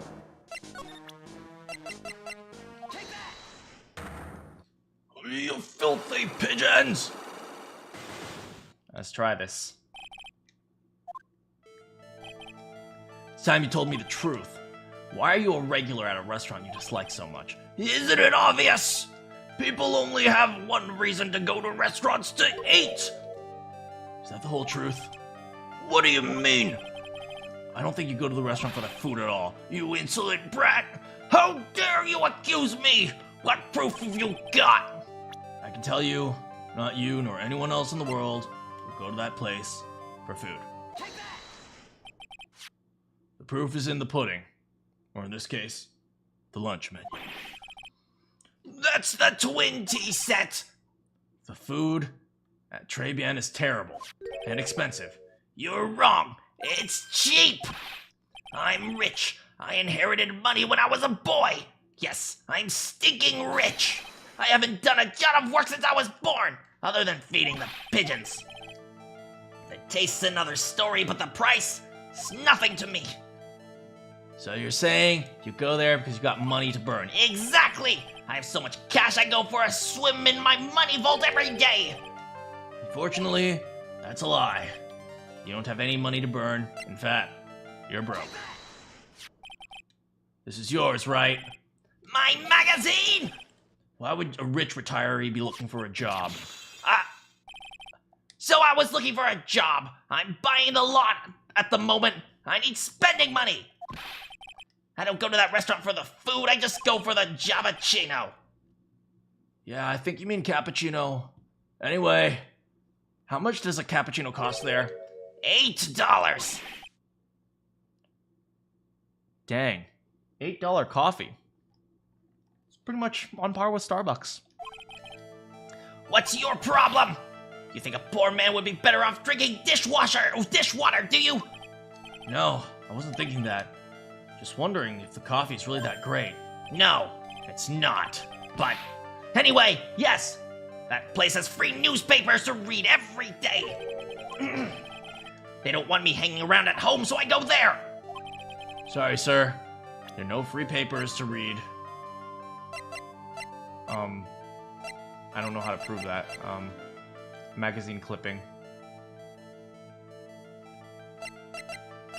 I'll have to go grab that thing from Gumshoe.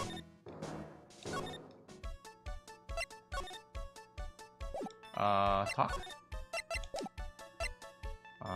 Examine? Just hit this? No, I've already done that. Detention center? Criminals Affairs Department. There we go. Hey, you're just in time. What is it, Detective Gumshoe? The lab got back to me about that newspaper.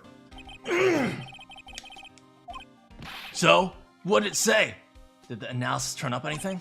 They said the doodle was written by the victim, Glenn Elk. No doubt about it. I expected. The victim took the paper with him to the restaurant on the day of the murder. That's our best interpretation of the facts at the moment. MC Bomber. I got the feeling I've heard something, the name of that before. Oh, guess it'll come back to me. Don't forget to report with me whatever you find in the restaurant, okay, pal? It's when I start taking orders from Gumshoe. Although, I get the feeling there's something I need to show him.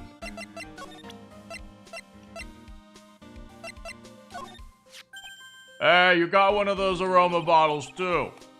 Only this one doesn't smell. I don't get you. This was mixed in with all the other aromatherapy bottles. It's not the same.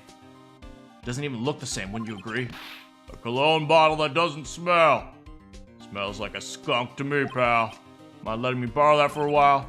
I want to send this to the lab for analysis. The victim was poisoned, so the contents of this bottle are pretty important. I had a hunch there was something funny about that chef. You suspect John Armstrong? I've got that guy's number. Like, you call him sometime? No, that's not. No, I only have eyes for Maggie Byrne. She's beautiful. She's working hard, and I hate you, Phoenix. I'll fill you in the details later about the Armstrong guy's secret. So what's the secret? You ever heard of lunch at Tribulations, pal? Yeah. So how was it? To put it nicely, it was inedible. Hey, don't worry about being nice around me, pal. You and I both know the reason that place is empty is because of the food. I mean, the place is clean, and he's got a girl like Maggie as a waitress, so... Yeah, I guess it's the food. The real scoop on the guy is, he's up to his ears in debt. Really? How much does he owe? Copy about his contract, about $500,000 of the red. What the frick, man? We need to get some Kitchen Nightmares Gordon Ramsay up in here. Absolutely atrocious. If you don't know how to make food, why are you playing with money? Yeah. If it was Sterling, hey. If it was Sterling, he'd really be in trouble. Sorry, that figures took me by surprise. Yeah, this case is full of surprises. I'd be willing to bet that chef's got something to do with most of them. It's my hunch. Well then, yeah, the paper did have 500,000. That's an interesting thing to think about. Anyway, thanks, buddy. Anyway, got the paper. BRB, I need some water. All these old voices are doing a number on my throat.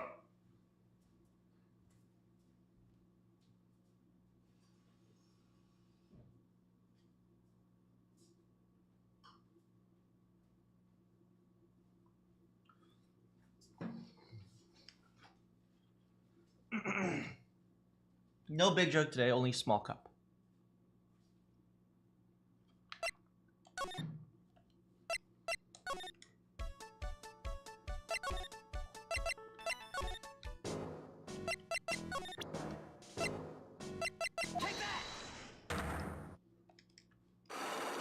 You still got 2 locks left. What? I have to do all 3? Okay, yes. Yes. Yes.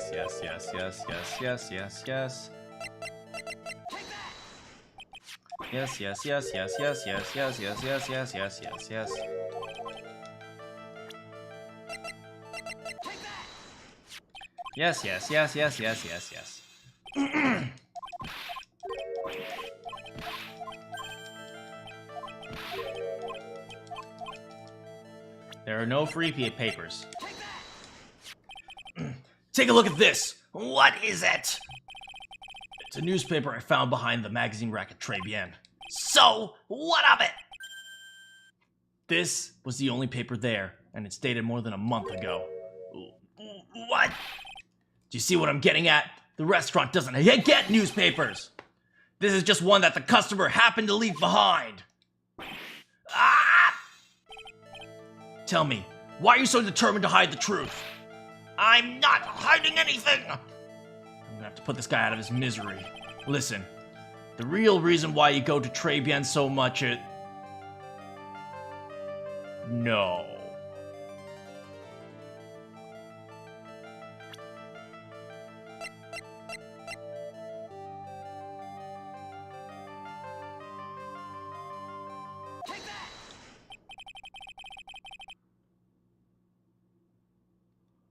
What are you asking me about that girl for? She was the waitress at Très Bien. Therefore, the answer to the mystery of why an old man would drink expensive coffee at a terrible restaurant is the waitress. Ah! But I don't recognize that face! And you're probably telling the truth. Oh! Oh, God! Oh!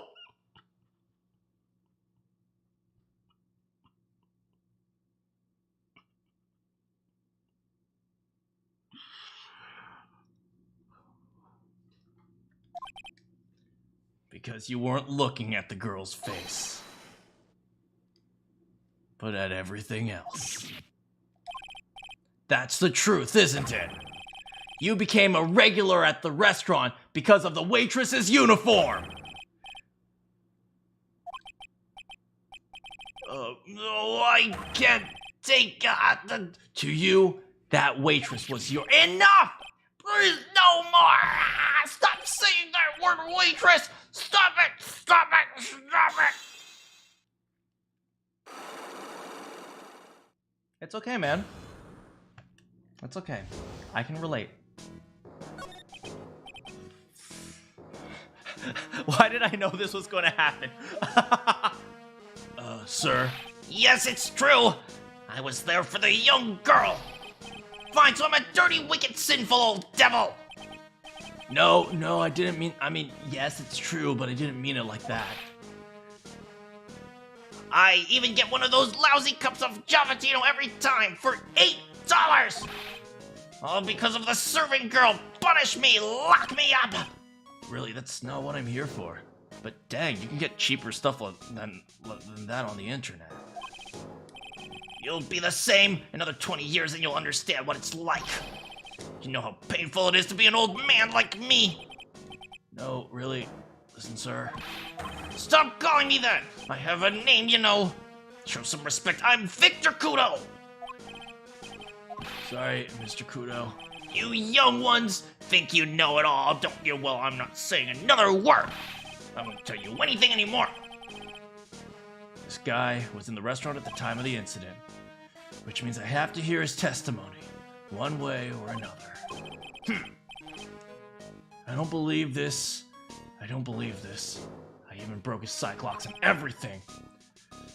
Guess I'll just have to try when he's in a better mood. Well, thank you, Mr. Kudo. Hello, Maya.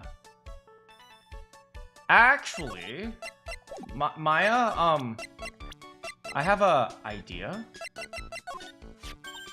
Oh, it's that old man. Is he still feeding the pigeons? Yeah, he fed me as well. Got a bunch of those seeds in my eyes. Oh, ouch. Hey, Maya, would you mind coming with me for a while? Huh? Me? Why? There's, something Oh my god, I can't believe we're doing this.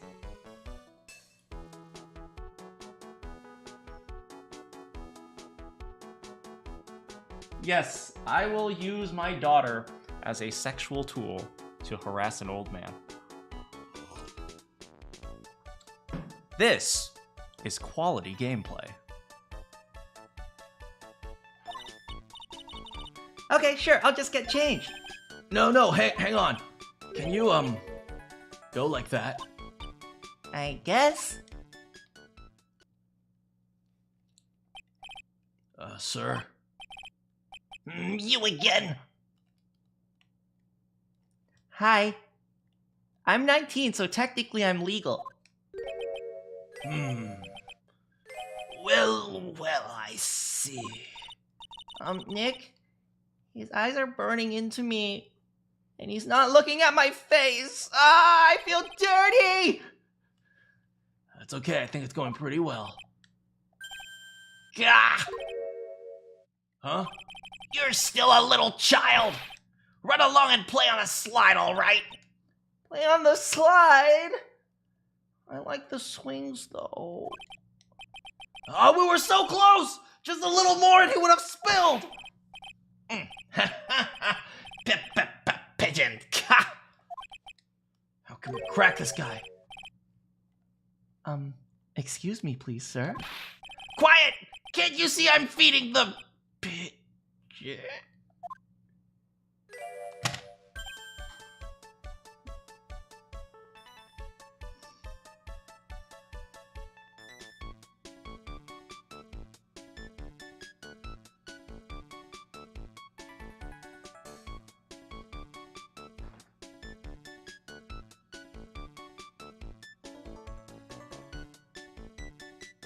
Yes. I will use my dead girlfriend to harass an old man. Sexually, of course. Because this is quality gameplay. Mia! Well, if you don't mind, sir, I'd really love to talk to you. Yes, of course! Oh, certainly, I'm Victor. Victor Kudo. Even from beyond the grave! Wow! Well, how's it going, sir? About the incident? Oh, you mean the man who died after drinking the Javachino? It's like he's a different person. It was quite a shock even for me. Oh, he was a strange-looking boy. The girl took the Javachino over to him, you see? And the customer was alone? Definitely. He was the only person on the table. He took one sip of his Javachino And? and he said something like "Rawr," and then collapsed. Dead. Oh. How terrifying. You're so good at listening, aren't you? I'll tell you anything, whatever you want to know.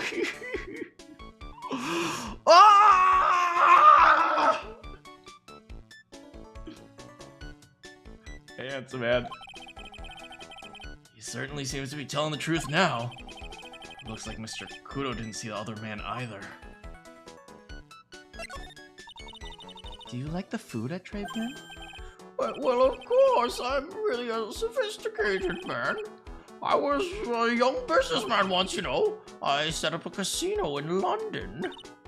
Really? How interesting. Eating the food at that restaurant really takes me, back to my days in France. What a lovely story. London's in England, not France. Oh, yeah. France is wonderful. I'd love to show you around the city sometime. Oh, it's too much. I want France. I can't believe Mia's laughing at the guy.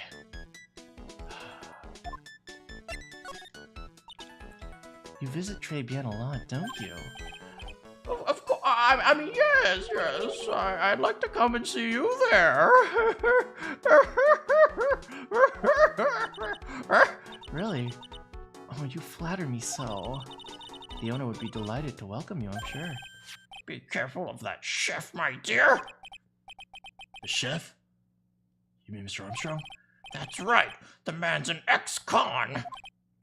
He's an ex-con.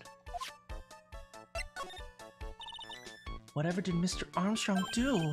Oh, no, those eyes. I can't take this. Mia's really got this guy eating out of her hand.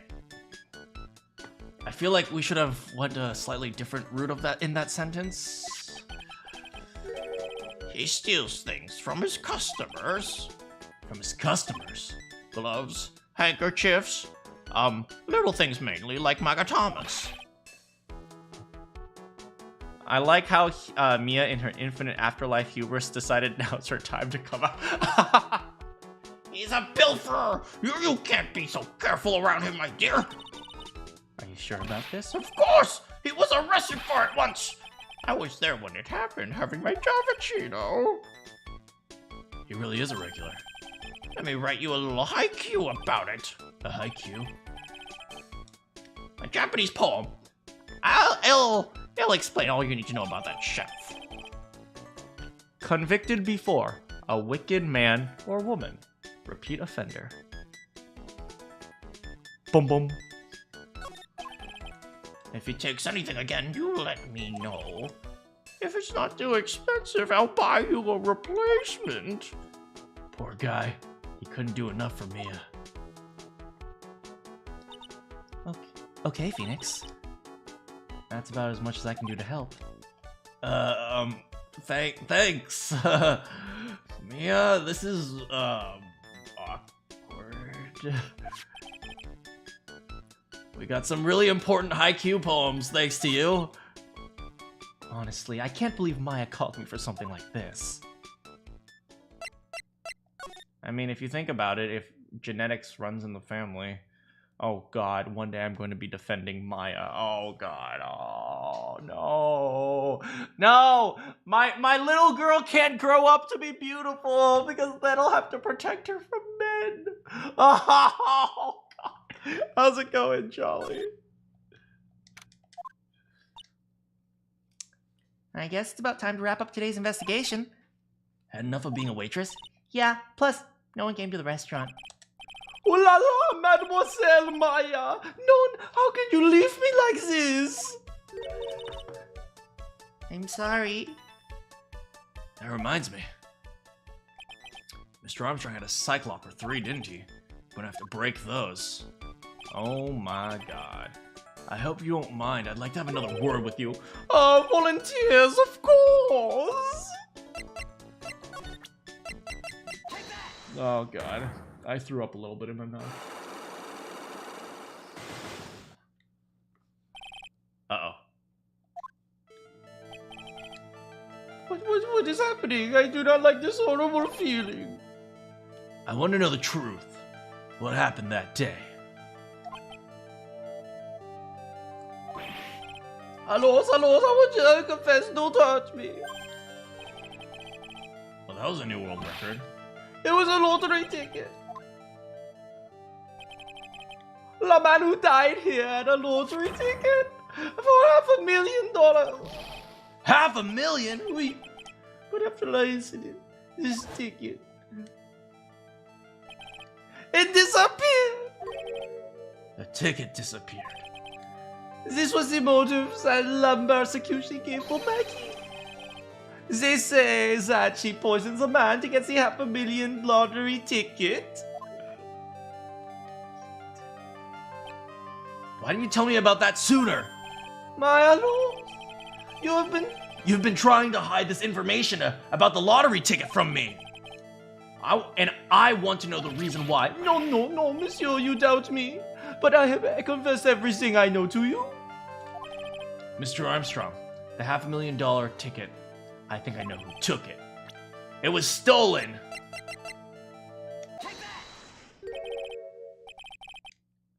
Mr. Armstrong, I believe there's a high probability that it was you.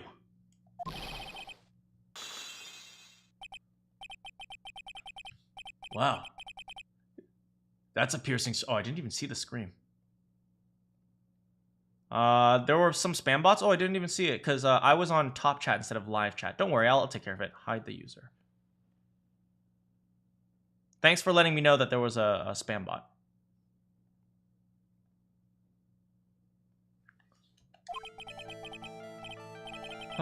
My pourquoi moi?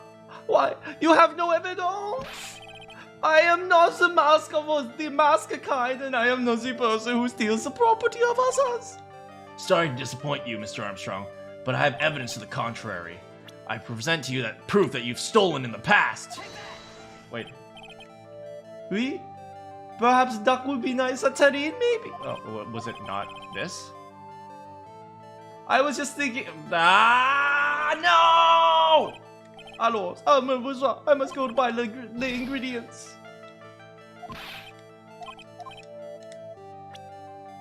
It wasn't this?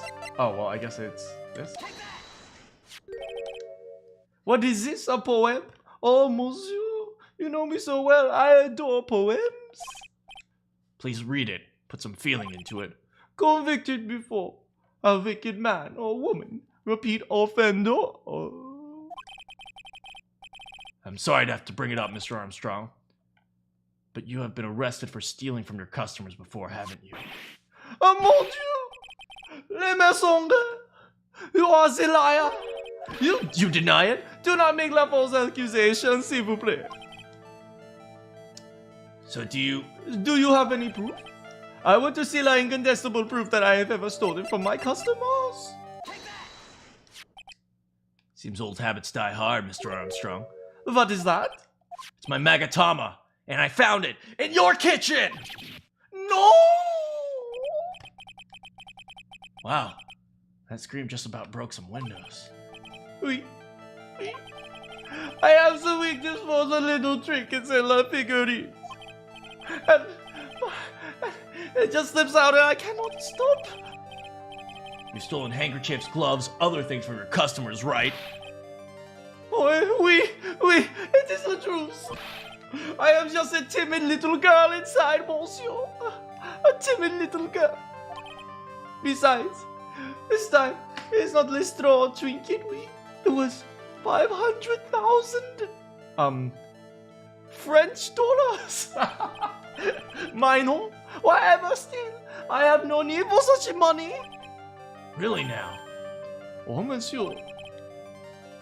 Isn't it true you're in some pretty serious trouble? And that you're in desperate need for a large amount of money? This restaurant's deep in the red, isn't it? Oh, You have a loan to the tune of $500,000. That lottery ticket would have wiped out your debt. Well, Mr. Armstrong, what do you have to say? oh,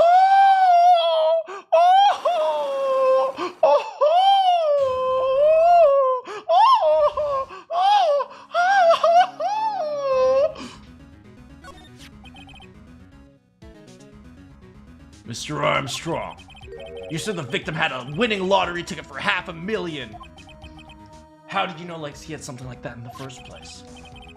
The man, he was listening to the radio with the earpiece. Maggie said something like that too. The winning number was announced on the news, I think. All of a sudden, he exploded. Yes, $500,000, he shout. And then the ticket. Oui. He had all of his tickets spread out on the table. I was so desperate in need of money, I Put the poison in his coffee! No, you naughty man. I simply helped himself to one of his tickets. The victim collapsed and Maggie passed out. I thought to myself, poor Guapa. He had so many of them. Yes, but only one was the winning ticket. How could you do that, Mr. Armstrong? Maggie was arrested because of you! No, that's not true. I did not take it. The ticket for $500,000. But you just said you did. You took the ticket! My feeling. It was not. That's enough? Huh?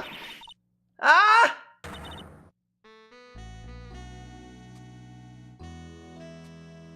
Mr. Godot! He's so close. What in the heck are you doing here? This is, without a doubt, the worst coffee I've ever tasted, Mr. Armstrong. He came here for coffee? Does his craving for coffee know no bounds? Perhaps Mr. Armstrong stole one of the victim's tickets on the day of the question. I am the airhead. No, I'm just a pretty girl who everyone is laughing at. But in that case, Maggie shouldn't be the only one under suspicion. He had the wrong ticket.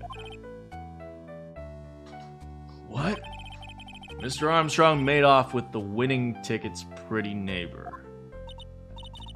So, the ticket was cheating on him? No, the ticket was worthless! Not quite. He did win something. $1. You see, I am just a pretty face. Without my looks, I have nothing. What happened to the winning ticket then? The one he meant to steal? Indeed. What did happen? I don't like spoiling myself by watching trailers, so that's why I haven't watched a single Fire Emblem trailer since the announcement of the next game. I am really excited for January 20th, Make sure you all show up for January 20th so we can play Fire Emblem together. You better show up, or I will...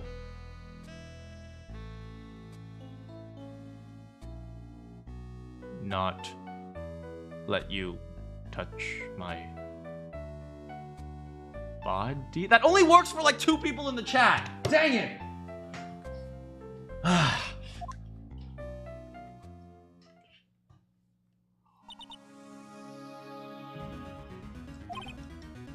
Voila, you two. Time to laugh at the pretty little airhead.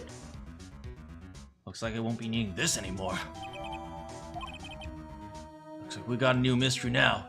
Namely, where'd the winning ticket go? I've got a bad feeling about this. We can't let Maggie suffer any longer. Certainly not again. Time for trial? Time for trial. Maybe Godot has it because he wants to be Cyclops, but Cyclops only has 1 line. He has 3.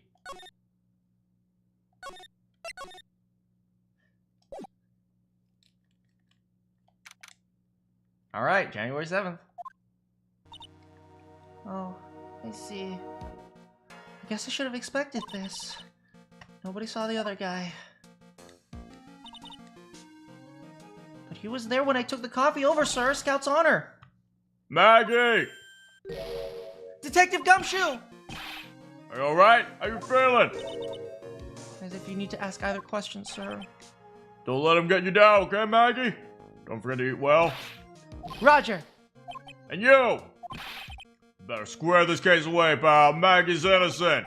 If you screw up, I'll be doing some squaring away myself.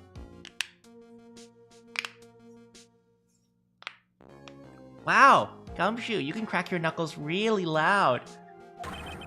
Squaring away some paperwork for your arrest. I think he's serious! Hey, detective, you're on our side for once. Yep. So you'll be able to help Maggie out, right? Really? Can you, sir? Of course. Got the situation right under control. But it's not because I like you. I'm just doing this because you served under me, and well, you're pretty, but I mean not that way pretty. I mean no, I don't mean you're not pretty because you are very beautiful. Phoenix, I'm gonna be the first witness. If I say something that doesn't mess with the facts, you make sure you point it out. All right, we're forming a united front today, pal. You get me? I can't tell you how grateful I am, sir. I've always admired you so much, detective. I know I can count on you. Looks like it should all go pretty smoothly. I can only wish. Alright, always right on time. Court is now in session for the trial of Maggie Bird. Defense is ready. Shot, brah.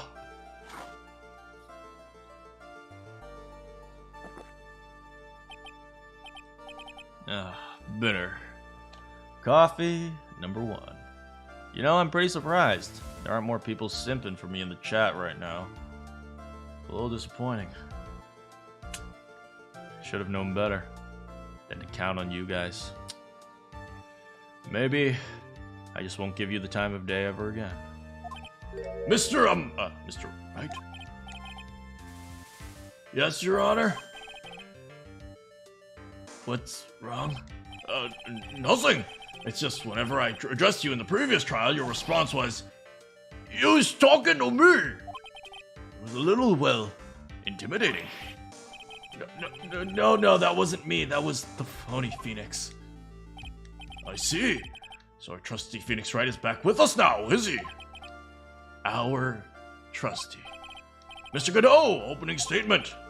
Mr. Triad, whether you're a fake or the real deal, we will find out soon enough through this trial today. But I can tell you I'm the real Phoenix Wright! I wasn't questioning whether or not you are Phoenix Wright or not. I was questioning whether or not you had studied law. That's what I intend to find out. There's no denying it! I was an art student, I'm sorry! I was going after this one girl, and she was kind of pretty, and then I said, okay, I'm gonna be a lawyer, but then it turns out she dropped out of law school, so then I ended up going to the courthouse and studying on my own, and then I discovered this girl, and she was a literature student, but she tried to kill me. Okay, I'm sorry, okay? I made bad life choices. As everyone is aware, the court has already given its verdict on this case once. I won't stand for anything irrelevant during testimony during the retrial. Nor will I stand for a simple repetition of the evidence presented in the last trial. I'm not planning on repeating anything that phony me said. Trust me. Cadeau, summon your first witness. Let's start with the formalities, shall we? Name and occupation. Witness, name, occupation for the court. Sorry, sir. Names, police department, detective, occupation, Dick Gumshoe. Another way around, detective. Sorry. Anyway, I'm the officer in charge of the case since yesterday, sir. Since yesterday? Yeah. The guy who was on the initial investigation's tied up with another case right now. I hope Gumshoe's got everything under control. For everyone's sake. I see. Detective Gumshoe, please, a basic outline. Yes, sir. The victim's name was Glenn Elk, professional programmer. He was on the payroll of Blue Screens Inc., a local company. This is the victim's autopsy report. Oh, we never actually got his autopsy. The court accepts this into evidence. Poisoning, time of death between 1:30 and 2:30. Here's the floor plans. When the incident took place, the victim was sitting right here. Poisoned coffee was brought over to him by the waitress. The waitress being the accused! Yes. The victim died from the poisoning almost immediately after he took a sip from the coffee, sir. At the time of the incident, 2 people at the restaurant. Mr. John Armstrong, owner-in-chief and chef, and a regular by the name of Mr. Victor Kudo. Seems very straightforward to me. Come, detective. Take up this hammer and nail the defendant's coffin shut with your own 2 hands. Now then, Detective Gumshoe, let's have your testimony.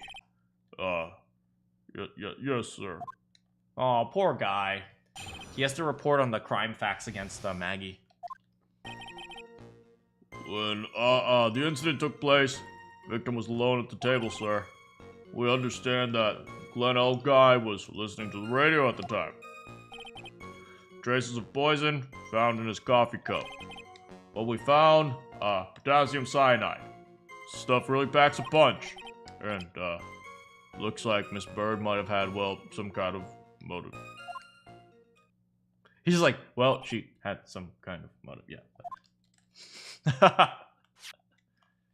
Using the dark, aromatic depths of coffee to conceal the poison. Classy lady. The facts on this case seem to be ironclad. Mr. Wright, I ask you to begin your cross-examination, but please, no intimidation tricks this time around. Is that understood? I already told you that wasn't me!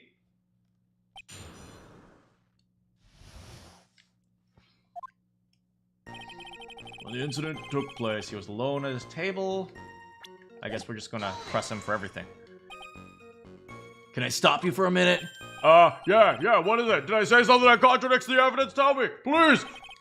So desperate for that to be true, he's practically crying. Your testimony just now doesn't match the testimony given by Miss Bird. She claims there was another man with that man. What killer wouldn't say that when faced with a homicide conviction? Hey! Sadly, her testimony isn't supported by the owner or the other customer. Isn't that right, Detective Gumshoe? Yeah, it's true.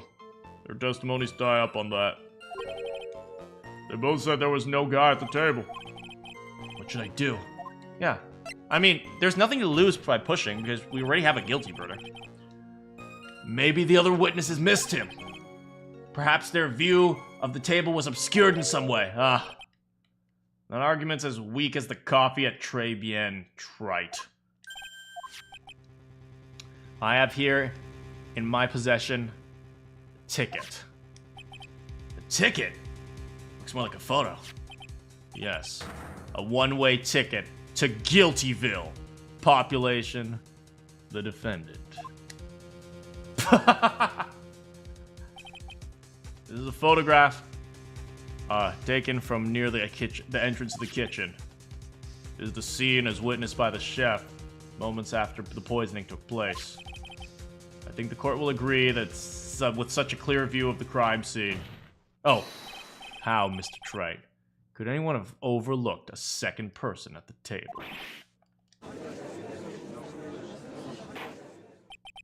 Certainly seems to show that the victim's table was extremely clear.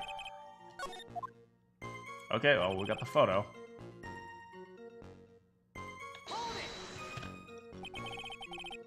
He was listening to his radio, you say? Yeah. He had a portable radio in his chest pocket. Maggie told us that too, didn't she? Something about how one of them had some sort of earpiece. What should I do? I mean, at this point, there's absolutely no reason not to press, just because if we don't press, we lose anyway. We've already gotten a guilty. And what was the victim listening to, Detective Gumshoe? How should I know? Thanks. Now we're one step closer to the middle of nowhere. This isn't going very well. Detective! Could you perhaps tell us about how the poison... So, traces of poison were found in the coffee cup and nowhere else? Not sure I get you, pal. Was the poison a liquid or was it a powder? If I had to put it in layman's terms, it was a powdery substance. So the poison could have been anything that was on the table. Sugar, salt, pepper. Huh. Do you put salt and pepper in your coffee, Trey? The victim took his coffee black. No sugar. Seems that the poison could only have been in the coffee. Are you absolutely certain the victim even drank any of his coffee? What do you mean by that? According to the file, the poison was found in the victim's coffee cup. What proof is there that the victim even drank any? Oh, hey, that's right, you're right. In case you were wondering, that last objection was for the detective there. For me? Oh, hey, you're right. You may be fooling the court, but I'm not falling for it. If you have the time to waste, you have time to present that piece of evidence. That piece, sir? Yes, that piece. What piece was it again? There's no piece of evidence. What is a piece? This!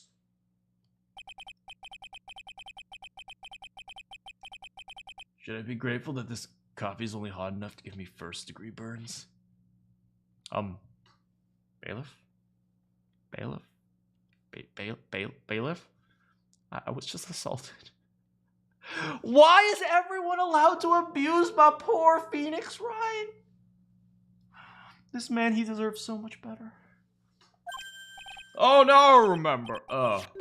This is the victim's coffee cup. Yes, the victim's coffee cup. Take a good look at the rim. Oh, yes, unmistakably. There's clearly a coffee stain. Conclusive proof that the victim did drink the poisoned coffee. The victim gulped it down like this. For the record, the only prints on the cups were the victims and the defendants. Well, rippin' pepperoni. Upon further investigation, found a certain chemical substance. Potassium cyanide. I've heard of that chemical before. Exactly how strong is this poison, Detective Gumshoe? Well, it's, that stuff's lethal. Eat too much in your history. How much is too much? A lethal dose is 0.2 grams. That's about enough to finish anyone off. How much is that? You know when you, swab your ears for earwax? Yeah, about that much. Earwax, huh? Sounds like Gumshoe's got an abundance of. Such a small quantity of poison. Could have been concealed anywhere. Alright, what's the motive? Some kind of motive. Yeah. But if you ask me, it's blown way out of proportion. You know what's my golden rule is, detective? Chuck out a bad cup of coffee. You can always get another. I don't get it. I'm saying, we can always get another witness on the stand if we have to chuck you out. So stick to the facts, detective. Now then, what was Bird's motive? She was. They said she wanted to steal a lottery ticket. I knew it! That's what we heard yesterday. Disappeared from the crime scene. And it wasn't just any lottery ticket. It was a winning ticket for it was a winning ticket for $500,000. Mr. Armstrong knew about the ticket too, didn't he? But he stole the wrong one. Then, is it possible Maggie stole the winning one? What should we do? Keep pressing, might as well. Wait a minute! The mere fact that the lottery ticket disappeared in no way implicates my client! I have in here in my hand the very ticket in question. That's the $500,000 lottery ticket! One of the female police officers found it when we were conducting a search of the defendant. Well, time to go home, guys. It's over. Hold on! She's quite a lucky bird, our little waitress. You will submit that ticket as evidence immediately to the court. I'd better keep an eye on that ticket. The way the judge's voice is quivering. The ticket was presented to the court in the previous trial, too. But it feels heavier somehow. $500,000, you say? Oh, it's just a scrap of paper. What matters is where it was found, Your Honor. And that was on Maggie's person, unfortunately. That's enough! The facts of this case seem overwhelmingly clear to me.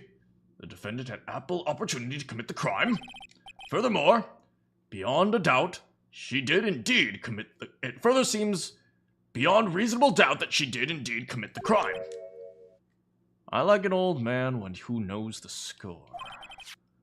There is also the matter of the $500,000 lottery ticket. That alone provides a very credible motive. I mean, for that sum of money, even I might be tempted to bend the rules. I don't mind an old man who is weak to the siren call of money. Not good, Nick. The evidence against Maggie is starting to pile up. Yeah, it's because the court has ruled guilty once already. I'd like to say it's time to wrap up this repeat performance with one final decisive piece of evidence. He's got more? This is the apron the delightful Miss Bird was wearing at the time. Why is there blood there? Wow, that's not the cleanest apron I've ever seen. That stain looks like... It can't be blood, can it? It seems the star of our play was a little flustered. And somehow spilled coffee on herself. That's not exactly the first thing that caught my eye. Of course. The coffee stain isn't the most interesting thing about this apron. No, there's something else that stands out even more. Something? I presume you mean... Of course. I'm referring to the pocket. He's such a troll.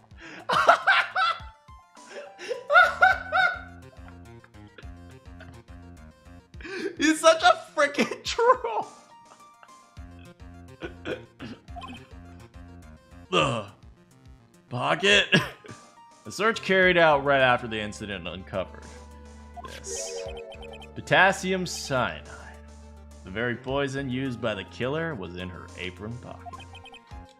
A bomb in Maggie's pocket? Yeah. Maggie's prints were the only ones on it. Oh, rip. Order! The court will accept these into evidence.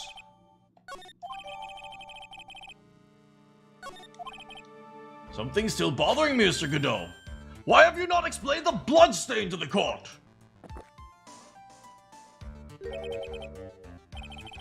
Bloodstain? What bloodstain would that be? Don't play games, prosecutor! The blood-colored stain that's smeared all over the apron! That is ridiculous. No one told me anything about a blood stain. You don't need to be told, just look at it. Well, detective? Could the stain really be blood? No way, sir. That's just ketchup, sir. Ketchup. She must have gotten it on her apron while taking some of their breakfast that day. You could have spoken up a little sooner, Detective Gumshoe! Pull a stunt like that, and I'll have you drink 17 cups of ketchup, witness. I thought everyone knew what it was already. Wait a second.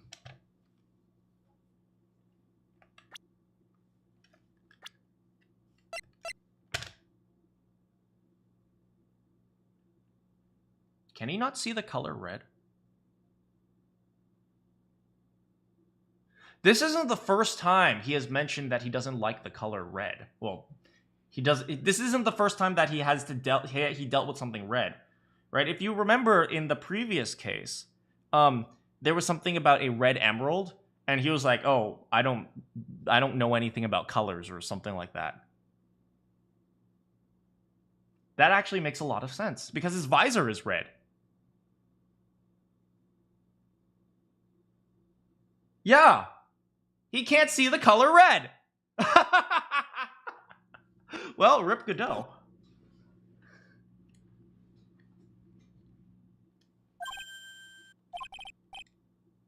The motive, the opportunity, the supporting evidence. They all have been clearly established. Well tried. You really are a phony after all. You really know how to drive a man nuts. Lots of women nuts as well. I mean, damn, look at that face. No, I love Edgeworth. I love Edgeworth. But damn, look, I love Edgeworth. I love Edgeworth. I love Edgeworth. Witness, please continue. Describe for the court the crime scene and your findings of the investigation.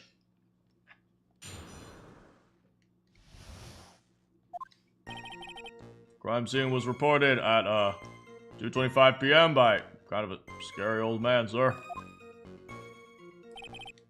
Wait, let me make sure that's consistent.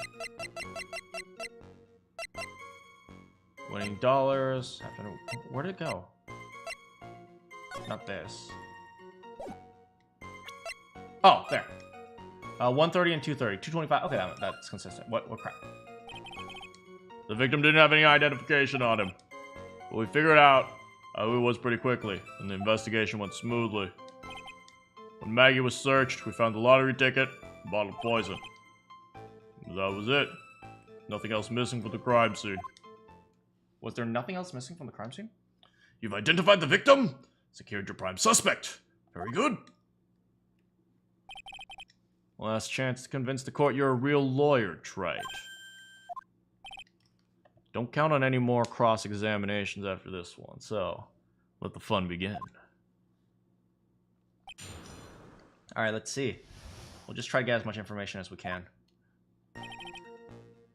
Scary old man. Scary old man, Detective Gumshoe.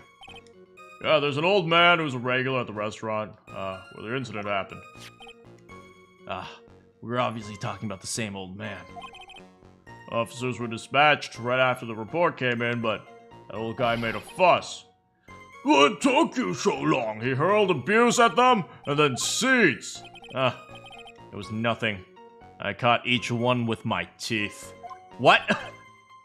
I guess not even the mighty Godot can avoid being attacked by that guy. The old man was the other customer in the place at the time. He took his time finding a payphone apparently, so he was late reporting the crime. Hey, Greenbee. How long was the defendant unconscious? The officers got her at the crime scene around 2:40. Maggie was still out cold in time in the kitchen. Took another 10 minutes or so before she came to. I would have liked to have been in the scene myself. Bet you would have liked to carry out the search too.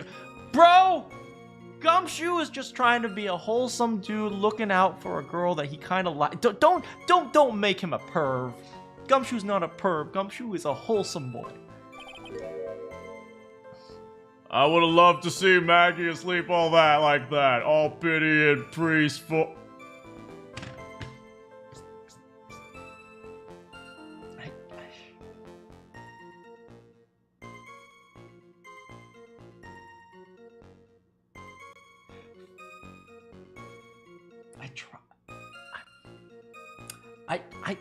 I tried to defend you, Gumshoe.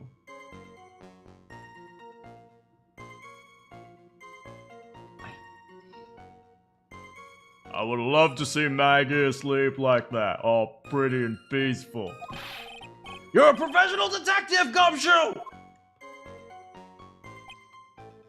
Save the romantics for your own time, detective. All we need is the investigation. Oh, guess I'm pretty red right now.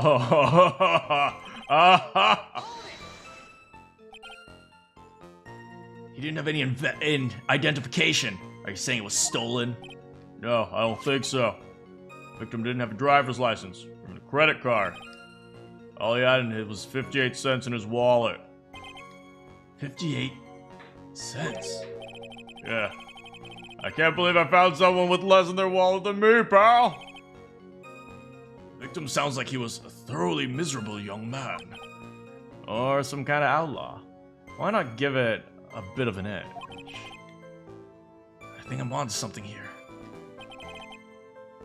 Okay, so the way we see it right now is that lots of people in this picture seem to need money. We have both Armstrong and supposedly Glenn. He didn't have money. But he was being paid? Was he being paid or was he the one paying? Perhaps it was something more along the lines of...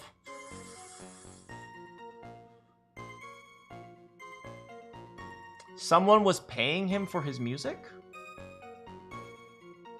No, but he's not a music, he's a programmer.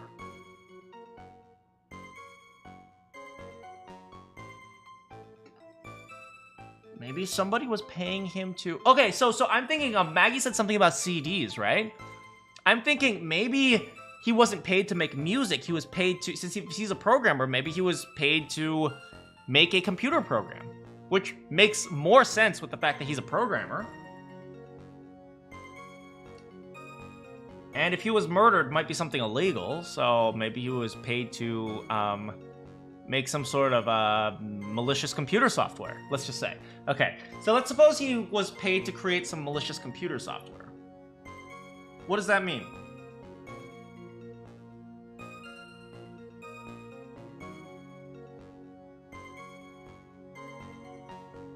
Okay, so right now, how I'm piecing the case together is something along these lines. If he won the lottery, there are actually several people. Well, no, one motive to kill him is just to take the money, but there's actually a second motive here. Let's suppose he was writing some sort of malicious computer software for someone, right? And this person was willing to pay him $100,000, right? Okay, fine, fair enough, right? Why is he being paid $100,000 to write malicious software? I don't know. Maybe that's just his job, or maybe he needed the money, right? People don't just randomly decide to do crime, right? They do crime when they're in a difficult spot, right? Victim was a 28. I don't know, maybe he could be a criminal, but think of it like this. If this person was being paid $100,000 to give someone a computer program, but then suddenly he won $500,000, he doesn't need that $100,000 anymore, supposedly. Maybe he still wants to make a profit. But suppose he made $500,000. Perhaps that was actually a problem for the sale, right? Maybe he made something because maybe he made the computer software. Once again, I'm just assuming it's computer software. Maybe he made this computer software because he needed the money. If he didn't need the money anymore, he doesn't need to make the software. And if he doesn't need to make the software, he doesn't sell the software. So maybe the person who wanted the software needed the software. Maybe that gives whoever he was sitting with, who was, having some back and forth with him, that gives him some interesting motive. Now, it's a weird motive, but it's kind of an interesting motive where, like, okay, if this guy makes a lot of money, if this guy suddenly has a lot of money, he's less motivated to work for me. Something along those lines. It's kind of a weird one, but... Wait a second. Did I say something? Let me paraphrase what you just said. The victim didn't have any form of ID. Yeah, that's basically. In that case, how were you able to identify him? That. So let down. He's got the whole sagging shoulders and puppy eyes going. There was a prescription bag on one of the victim's tables along with the lottery ticket. It seems Mr. Glen Elk visited the doctor before he went to Tribulations. We've got the victim's name, medical reports from the doc who prescribed the meds. That's a reliable enough source for the court. Ask about his health insurance? Ask about the prescription bag. What sort of medicine was in the bag? Well, actually, the bag was empty. Yeah, completely empty. It's completely empty. Oh, dang.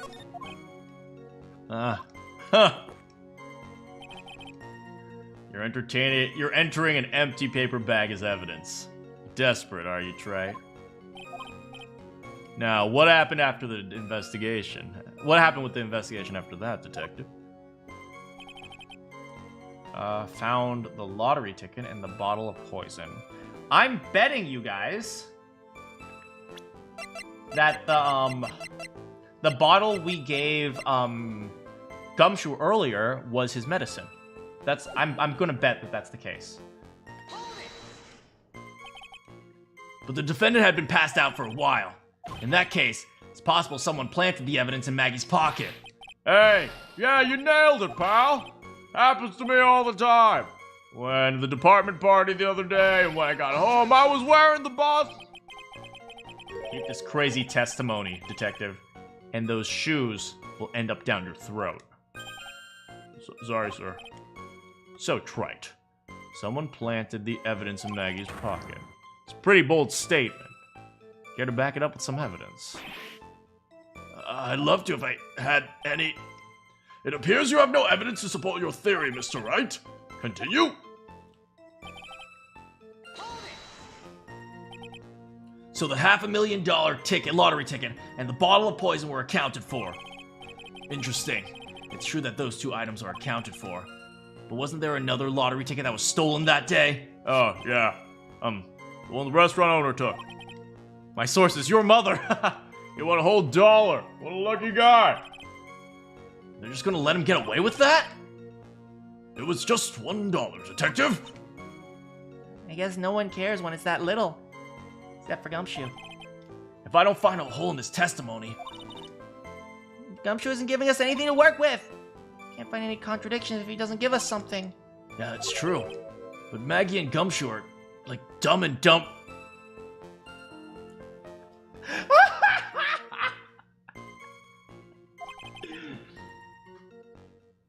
Our only hope is that they're so dumb they missed something obvious. Come on, Gumshoe. Be the dumbest you've ever been.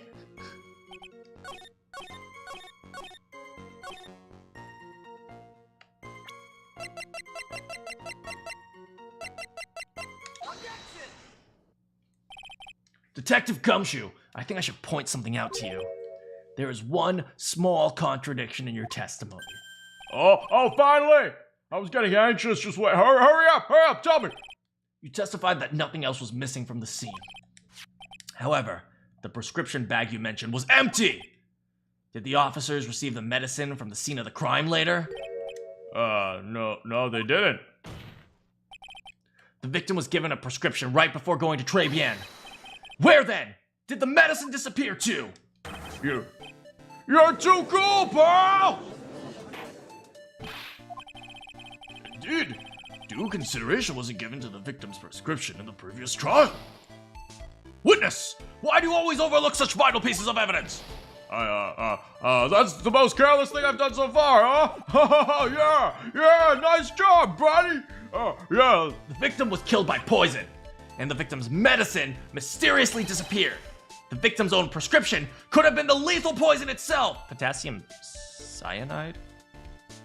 Well, I mean, maybe he could have taken another poison, and then they found potassium cyanide in his coffee, but that wasn't the lethal poison. Yeah, I suppose that is true. Order! Well, Mr. Godot. Huh. That's all. Read for the court the name of the clinic, of the prescription bag, if you will. What's the clinic's name got to do with anything? New Ear Otolaryngological Clinic. Or Otolaryngological Ear and Throat Clinic. Just what kind of illness was the victim suffering from? Hardly an illness, Your Honor. More like a bitter war wound, you can say. The day before the incident, Mr. Elg found himself in a fight. He took a blow to the side of the head and ruptured his eardrum. He ruptured his eardrum? What on earth was the prescription he was given? It was a cream that was to be applied topically inside his ear canal, not to be ingested. It's mentioned in the autopsy report. If you read. They found traces of the medication in the victim's left ear. Yes, here it is, in very, very, very, very fine print. Somebody bring me my magnifying glass. It seems Mr. L correctly applied some of the medication while he was at Tribulations. Therefore, it would be absurd to believe that he would have eaten his medication. It seems that this medication is irrelevant to the case after all. Nick, if you don't do something, it'll all be over! I can't get away with any old weak objection.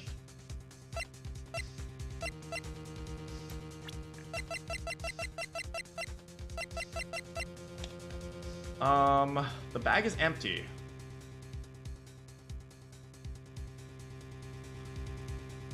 Well, it doesn't change the fact that the medication was stolen, right? Even if the medication is not necessarily eaten, we have to know what happened to it and where it went.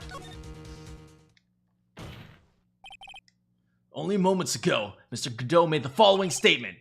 It seems Mr. Elg correctly applied some of the medication while he was at Tribulations. If that's the case, why was the medication not found at the crime scene? But the medication in question was for topical use inside the ear canal. That doesn't change the fact that it could not be found at the crime scene.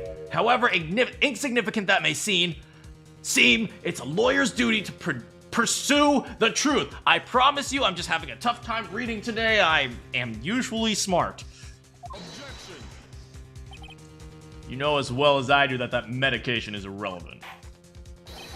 It hardly seems like a prescription drug would contain potassium cyanide. It hardly seems likely the coffee the waitress served would contain it either. But it did! The possibility is undeniable. That's enough. Mr. Godot, is the detective the only witness the prosecution wishes to call? Mr. Godot! I got my own witness to call. I'd like to call, sir. It's the old man who was in the restaurant on the day of the murder. Victor Kudo, the pigeon hater. Very well. The matter of disappearing medication seems a little bit more than trivial. However, it wasn't explored at all in the previous trial. And that is something that does bother me. Yay, good job, Nick! You found something completely pointless!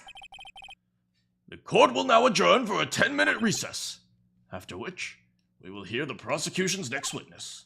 I suppose this means I'll just have to finish you off in my last 6 cups. He already drank 11 cups of coffee? Court is adjourned!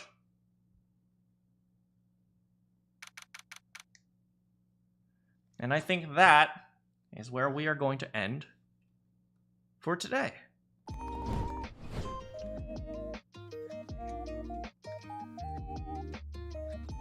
Woo! Oh, man! Alpuka! Watching this was very fun. My voices make it engaging. Hey, Alpuka, thanks so much. Thanks so much for joining.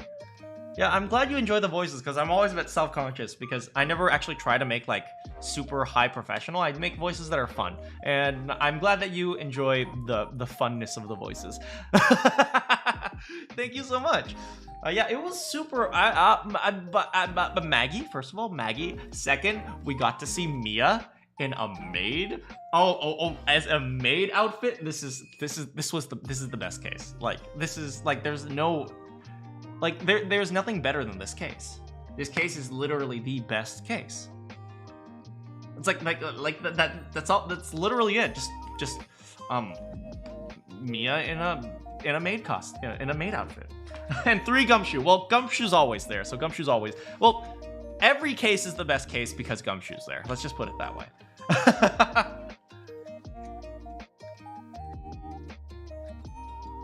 You started playing Persona 5 Royal. It was a Christmas gift. I hope you're having fun. Oh, what did I just yawn? I don't know. I don't know much about Persona 5 other than there's these. They're essentially teenagers who are stealing things. You're close to getting the rabbit's foot. The rabbit's foot in what? Huh? Yeah, yay! Stardew Valley. I see. Are you gonna kill a rabbit? Please don't kill rabbits. I mean, I guess you can kill rabbits if you eat rabbits. But don't kill rabbits just for their feet. Ugh. Yeah, I'm gonna try to. I'm trying to make sure I start and end on time when it comes to the streams nowadays. The very last thing you need for the community center. I see. What? You're not gonna buy from what is that place called? Wasn't there like a department store or something in that game where you can like buy things from the department store instead? I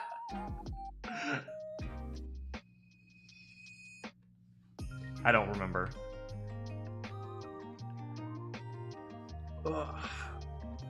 I hope you guys had a great holiday. By the way, I am going to stream normal hours this week, so you can expect Thursday, Friday, and Saturday. I suspect probably Thursday and Friday are going to complete this case, and then maybe I don't know about the others actually, but regardless, your sister got one of the Animal Crossing DS games. Oh, I don't know much about the Animal Crossing DS games, but I hope they're good. I don't know much about Animal Crossing just in general, to be honest.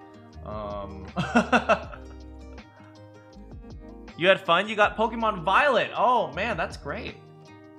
I hope you spent time with Arvin a lot. I hope you prioritized Arvin because Arvin is the best. Nemona's just that annoying. Do you know what I just realized? Nemona is literally Majima of Pokemon. She just shows up wherever she wants. She's like, you want to battle? She's gonna show up from a dumpster. You want to battle? Have I caught any shinies? I generally don't go after shinies. So no, I've never really caught a shiny. I've never caught a shiny in my life. Irvin is the best. Yeah, and I pretty much spent my entire Christmas just watching TV, which is pretty much the thing you do. All my shinies come in Pokemon Go. Have come in Pokemon Go. Interesting. Do they even have shinies in Pokemon Go? I guess they do.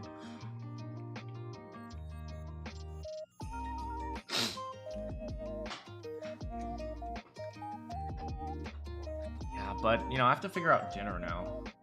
Which is weird, because I didn't really have to figure out dinner while I was at home.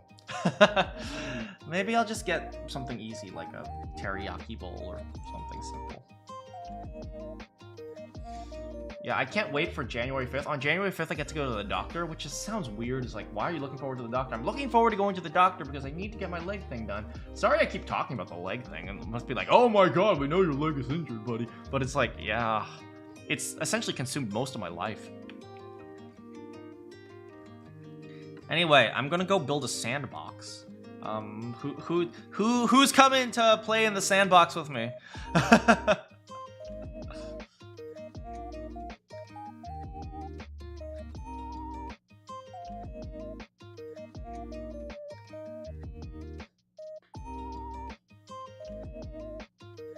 You'll draw in the sand.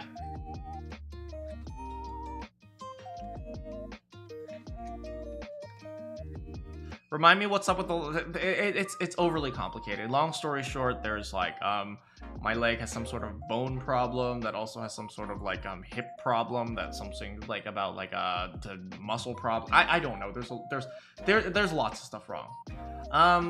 Just totally random, but Hat in Time is on sale. For those of you who want to try a Hat in Time, you should go buy it right now. Anyway, what? Anyway, yeah, Hat in Time. Fun.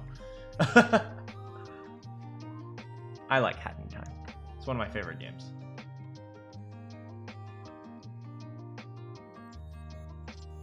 So it's complicated. It is complicated, yes. And it's honestly not something I fully understand.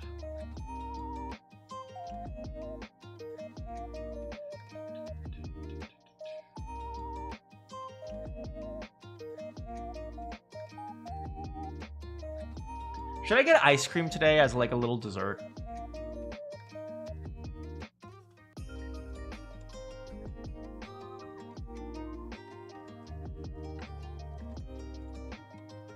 It is raining for you? Oh, dang, it's raining for you? Oh, it's raining for me. You're in California, I know, so yeah, it must be similar. Yeah. I'm just hoping I can get a surgery for it, just fix it up and just be done with it. Yeah, but, you know, whatever. You guys have any games coming out soon that you guys are all looking forward to? Don't be cringe and say Roblox. Ice flavored cream doesn't sound that good.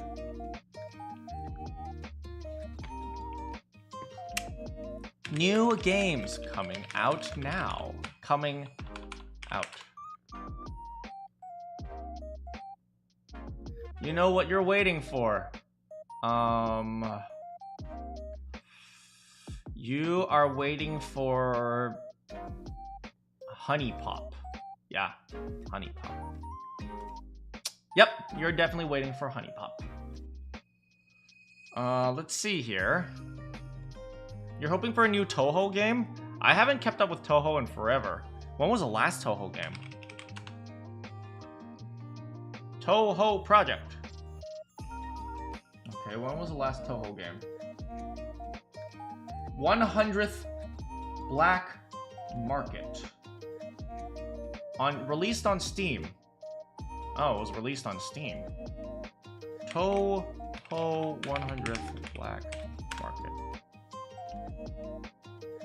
Steam.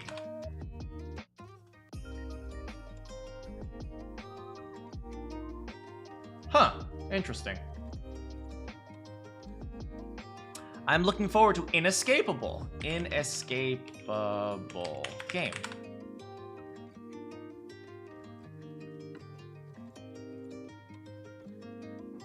It has a 5 out of 10 on... Oh, no, this is the wrong Inescapable. Inescapable... It had a 5 out of 10 on Steam, but I looked up the wrong Inescapable. Inescapable is a social thriller. 11 contestants have been... Why? But I feel like everyone who has stayed in my stream somehow came through Danganronpa from one way or another. Why are you all like Danganronpas?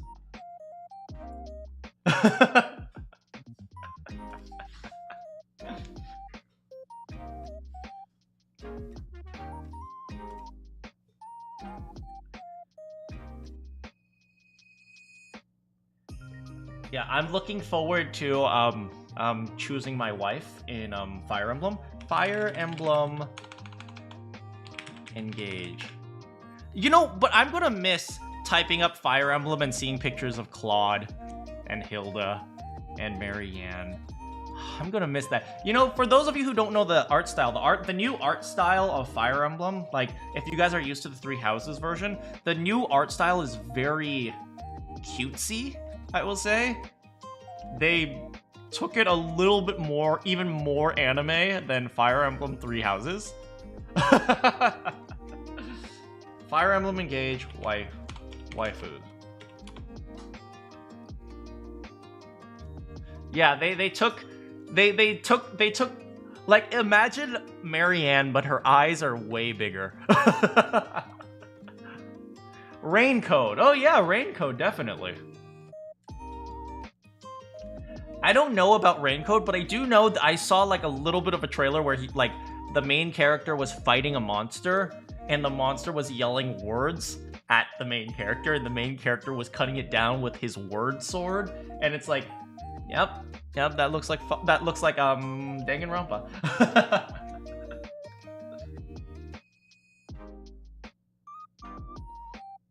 Marianne, but she's from Lucky Star. Oh, all I really care about is apparently Anna has been confirmed for Fire Emblem, which is mwah.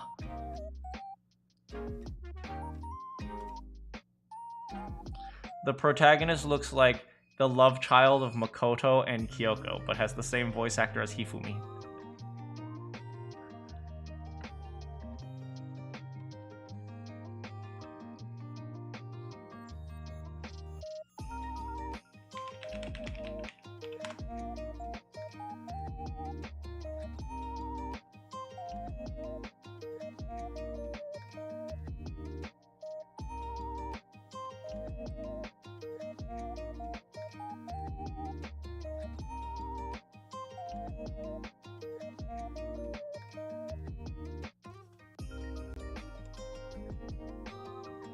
Danganronpa be like pink.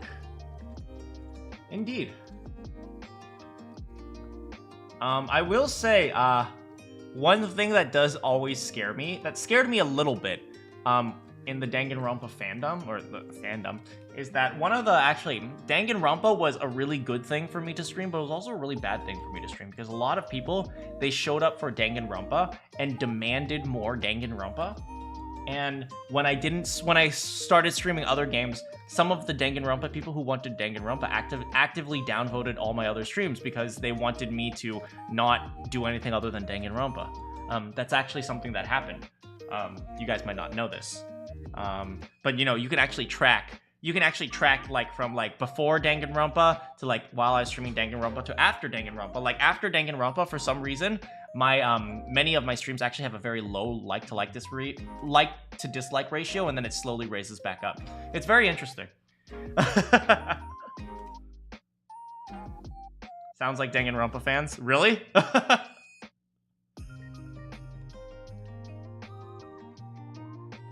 I've literally played all the official titles. Yeah, and then like a lot of them were like saying like, oh, if you don't, I'm not going to support. What is it? I'm going to dislike. Some people said things like, I'm going to dislike your streams if you don't stream all the fan bonuses. Not the fan bonuses. What is it?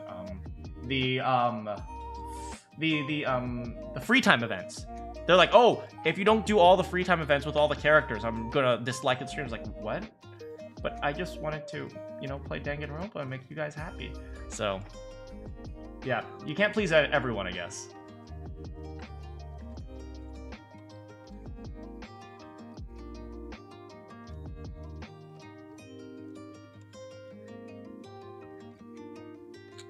Sounds like terminally online. It sounds like very young kids. And I don't know why it is. Danganronpa has a notoriously bad fan base. You know, that's very interesting. I wonder why. Because I've been feeling that, but I didn't want to say anything because I didn't want to offend anyone. But, you know, I wonder why that is.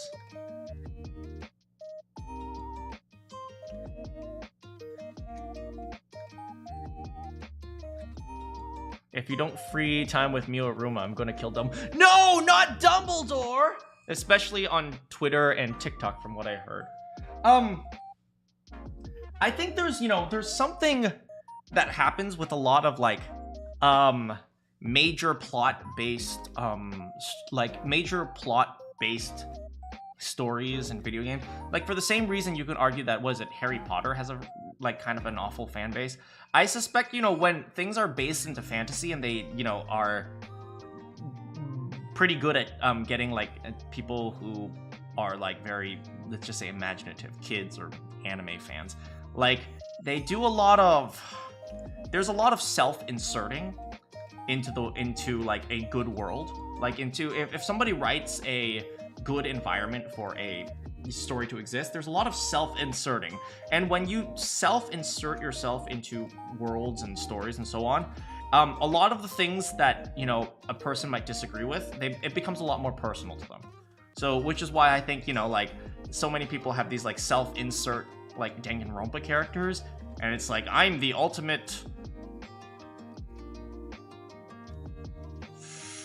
nail artist because some 12-year-old girl really likes doing her nails. And so when, like, I don't acknowledge, like, her visions of Danganronpa, it becomes very, like, argumentative for them. It's like, long story short. That's what I feel like sometimes. Because for some reason there seems to be a concerningly noticeable amount of Danganronpa fans that are under the age of 15, even though it's literally rated M. Yeah, I've noticed that. I have noticed that. And I've noticed a lot of that. I mean,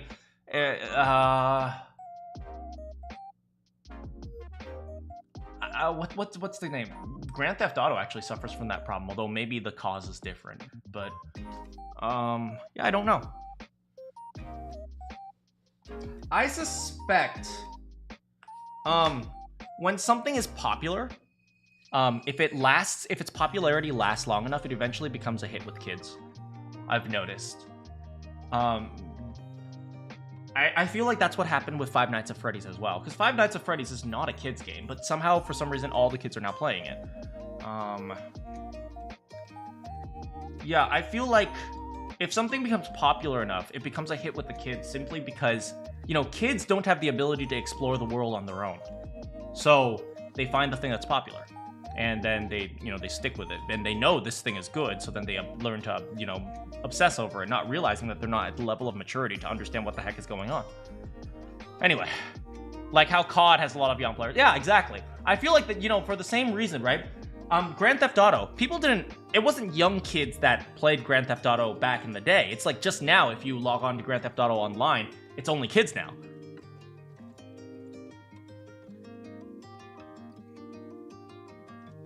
Yeah, it's like, if you notice, it's like, it's not just M games. It's M games that have been popular for a while that become, like, cult worshipped by kids. It's not just M games in general. Meanwhile, he finds my Tohuo Fumos? Fumos? What? Some of these COD games are older than the players that play them. Yeah, I know, right? Like, I didn't even realize, to be honest, I didn't even realize people still played COD. It's like, I haven't heard of, like, COD or what is the other one? Call of Duty, Battlefield. I haven't heard anything about those in a very long time. Several years, honestly. I know, like, maybe there was like, oh, there's an announcement of, like, Battlefields. Like, what? It's like, okay.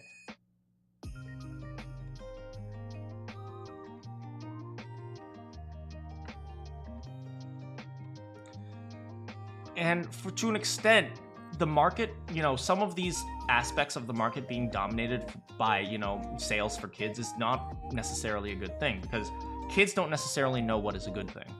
You know, there's a reason why kids aren't allowed to vote. Same reason. I also played Saints Row, like, when I was 7. Yeah. There was a new COD game that came out last month, and I don't remember hearing anything about it. Yeah, honestly, like, when people say they like, oh, I've been playing Call of Duty, it's like, you still, like, that's still a thing? Are there still servers? OG COD is nearly 20 years old. Oh my god, frick, man. It's like frickin' frick. I still love Saints Row to this day. I played the hell out of Saints Row the 3rd. Although, I mean, I did play the Saints Row 1 and 2, but Saints Row the 3rd was the one I played the hell out of.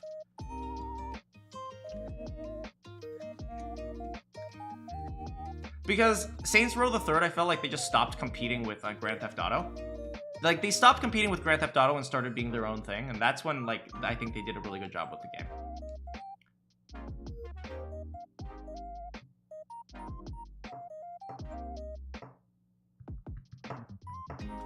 Anyway, I better get going, guys. I still have to clean up. I promised myself I would clean up the family room and the living room. I don't really have a family room, it's just one room. And then tomorrow I'd be doing, and then hopefully I can start on the bathroom, and if I can do the bathroom, then hopefully I can finish up the bathroom and my bedroom, and then I'll be done cleaning for the freaking year. It'll be like my year cleaning. I'm super excited for that. There's been a new COD every year since the first one, except in 2004. Interesting day. Are you guys doing cleaning? Make sure you do lots of cleaning, and so you can, you know, get everything out of the way. Yeah. I gotta get my PlayStation. I got a PlayStation gift card. I'm not gonna show it on screen because one of you guys is gonna steal it from me. And and I'm going to be what PlayStation game should I get? Should I get God of War? Some of you guys recommended the other game. What was that game? Forbidden West? Horizon Zero Dawn, Forbidden West, or something like that? Yeah. Anyway, I'm looking forward to chatting with you guys soon. Probably in 2 days. We'll do more Phoenix Wright. Also, by the way, if there's like a little bit of a filler period before between Phoenix Wright and Fire Emblem, make sure you get your driving skills polished up, because we might do that a little bit of filler with Mario Kart. So anyway, y'all have a great night. I'll see you guys on Thursday. Good morning, good afternoon, good evening, good night. Do you have any questions for me? And I'll see you all next time.